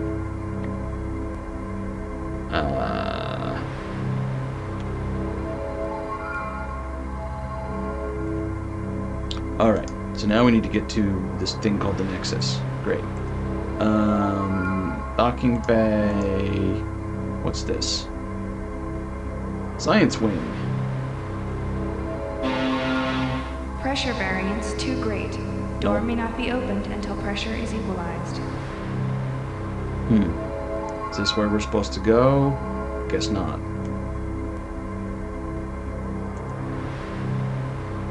The emergency release is just above the door. It's a manual release, so I can't do it for you. Just above the door. Hey, look at that. Okay, punch in this code. 32770. The rest is up to you. Good luck. 32770 AI door. I don't know if I'll need this again, but I'm writing it down anyway. I love my chat. Thank you, Sigurd.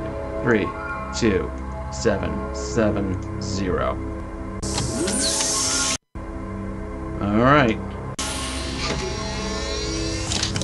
Let's see if we die. Emergency door release initiated. Please stand by.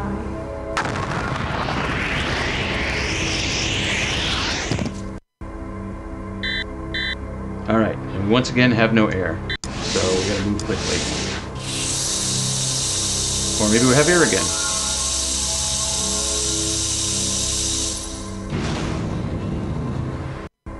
Yes, we have air again. Come to my brain. All that I am is contained in that sphere. You're gonna have to open me up. There's a manual code book. I'm not sure exactly how it works, but I think it has I know how it works. Changing the red lights for green and vice versa. You'll have to figure it out. After that, well, if it works, the next time I talk to you, you should be from inside your suit. The way it works is a freaking logic puzzle. This game is just... The last game was full of them, and I'm sure this game will be no exception. And I gotta remember how the hell you do this puzzle. But basically you gotta get... There's one empty space here, you can only jump one light at a time, and you have to swap them around in the same space. So if I do that, that goes there, and there. No, I can't. Yeah. But I can't do that, because I've just screwed myself. Yeah. Man, I wish I could go for the idiot's luggage right now. Instead, I gotta remember how to do this stupid puzzle.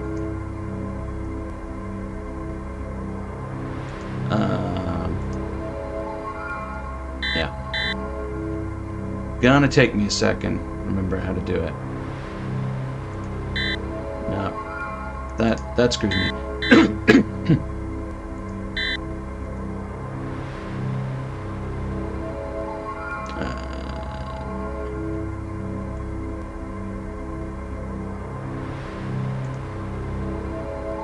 No, that's just as bad.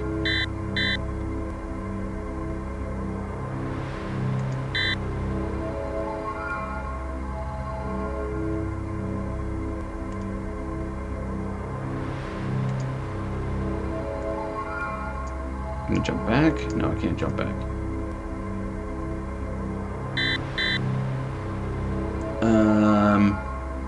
Somebody knows how to do this, right? It's a classic logic puzzle.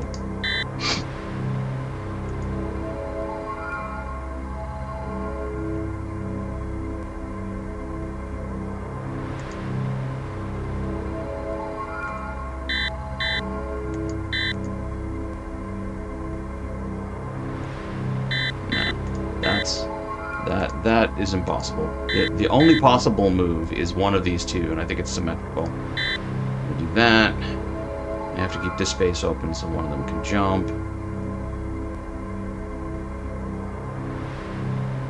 And then the only other option is this one or this one. That one there, that one there. There. There. There. There. There. Oh no, I'm screwed. I was close.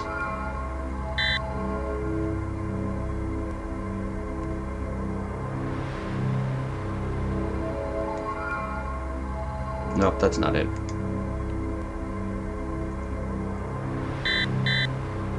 Except I forgot what I did.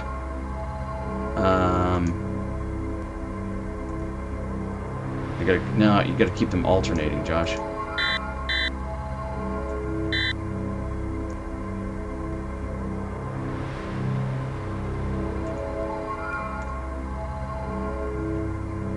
Alright, that won't disturb the alternating pattern.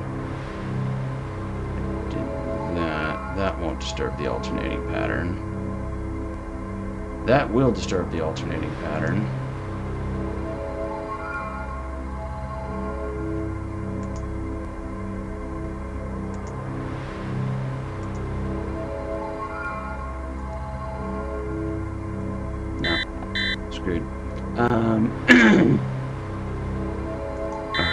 This is definitely the first move. I think it's definitely the first move.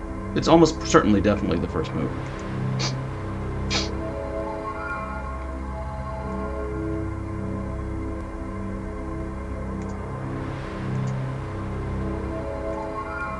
Alright, I think this is looking better. Whole bunch of jumps that way. Whole bunch of jumps that way. Whole bunch of jumps that way. And we did it.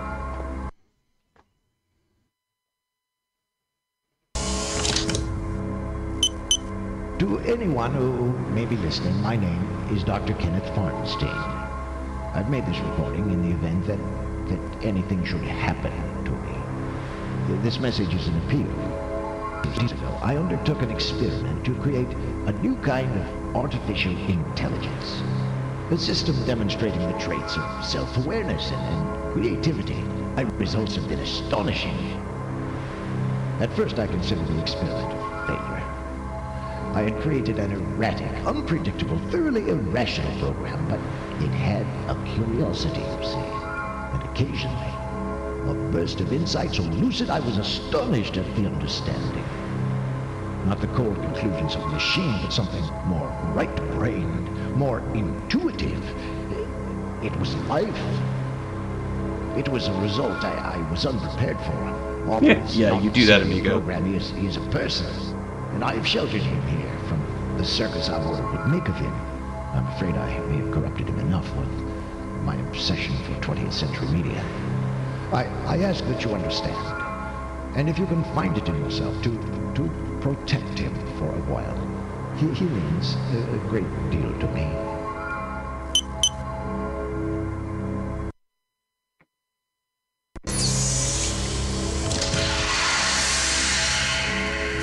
Yay! Not exactly flattering. In less than 100 years of progress, you can fit me on a chip. So, how do you like my new home? Comfy little interface, eh? So, this is how I think I can help you out. I couldn't figure out a way for you to ask me questions directly, but I've created a comment button that I'll light up if I have something to offer. I've actually become pretty fascinated with art history and stuff, and by the looks of what your future self was researching, what I've studied could come in handy. I've also created a help button in case you get stuck on a problem. You know what they always say, 2 minds are better than 1. But hey, you're the detective. I'm sure you'll want to figure it out on your own before resorting to my help. There's more info in the chip's inventory description. You might want to check that out. As to our mutual friend, he was reprogramming one of my sculptures in the biomass processing module. I think he set up some sort of harmonics response, but the only way to find out for sure is to visit the scene of the crime. And that means getting to that part of the station. I gather you don't have control over where you jump to in a time zone, so it may be a trek. The accident really trashed that part of the station. In fact, we may back to it later. Alright, so maybe it won't make much difference when we get to it, but to be totally honest, I'd much rather go somewhere other than back to the station my first trip out of here. You know what I mean? We could use a little adventure. Alright, Gage and Arthur's big adventure. Yay! We got Arthur! Cool. Alright. Arthur is actually pretty cool. I like Arthur. I'm a big fan. He is the comic relief, but also your hint system, both mild hints with comments and deeper hints with the help button. We'll see if we can get through this without the help button, see if I remember it all.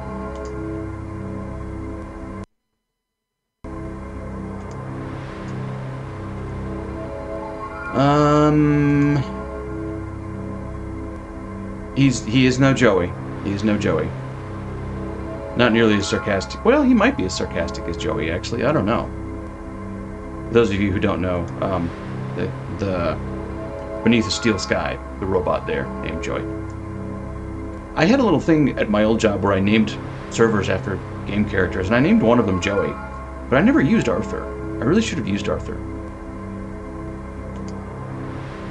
Alright. It could be we have to jump out of here because we have no other way to go.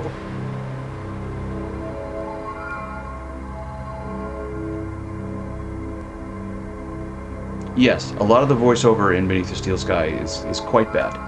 I will agree with that. So yeah, I guess it is time to jump home. So we'll just hit the recall. We'll see what Arthur says about our living room. And this is probably where I'm going to leave it, because it is 9:30 already. I'm quite tired. Still suffering under the time change. This would be good. I didn't actually think we would get this far tonight. We wouldn't have if I'd ended at 9, but you know.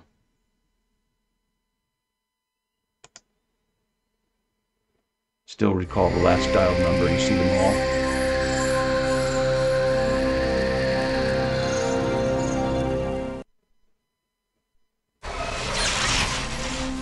Oh, like the look. Early terrarium. Early terrarium. Yep, that's about right. Alternate ABBA lyrics that no one asked for. About writing occasionally. Excellent. I will be sure and buy it when it comes to my local bookstore. Okay. 05 home. Got Arthur. Yay! And I think we're gonna call it at that. Thanks everyone for hanging out. Thanks all the raiders who, it looks like a lot of you have stuck around, or maybe, you know, you walked away from your computer and Zypho raided you over here unknowingly. But thanks, I appreciate it. Migos Retro Gaming, Sigurd Commodore Chronicles, Mitch, Zypho, Namco, Smack Apple. Who else we got in here tonight? Squire, it's good to see you. Haven't seen you in a while. Anyone else? Bahamut. Anyone that I have missed? Chat goes back quite a ways tonight. Thank you all. I hope you're enjoying the game with the good old-fashioned 90s FMV adventure games. We'll continue playing this. I plan to play this one until the end. Probably play number 3 after that if we have time. This is just sort of keeping me going while I don't really have anything set up to do projects. Normally I do project streams, Most of you all know that, because most of you all have been here forever. But yeah, for now, we're doing some Windows 95 gaming. So I think we can quit the game, and we'll go over here and see if there is places to raid. Game Josh is fun too. I'm glad. I'm glad. No, I didn't want to do that, Twitch. I wanted to do this, I think. See what's going on out there. We've got Sid, we've got Psycho, we've got Zero Page. I streamed late enough that Zero Page might actually be, you know, doing normal things. I might actually be doing stream things now. These are all of our usual suspects. Oh, Psycho's having an arcade birthday stream. I think we will head over there.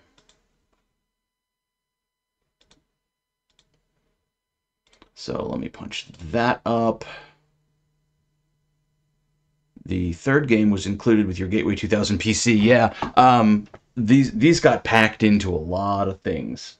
1, 2, and 3. I first discovered 2 when I borrowed it from a classmate in college, and I suspect that she actually got it free with her PC. They moved a lot of copies of this. I don't know how many copies they sold of it. But anyway, we're going to leave it there. We'll pick it up next week. Thanks, everyone, for tuning in. Stay safe, stay retro, do all the fun things. I will catch you all later.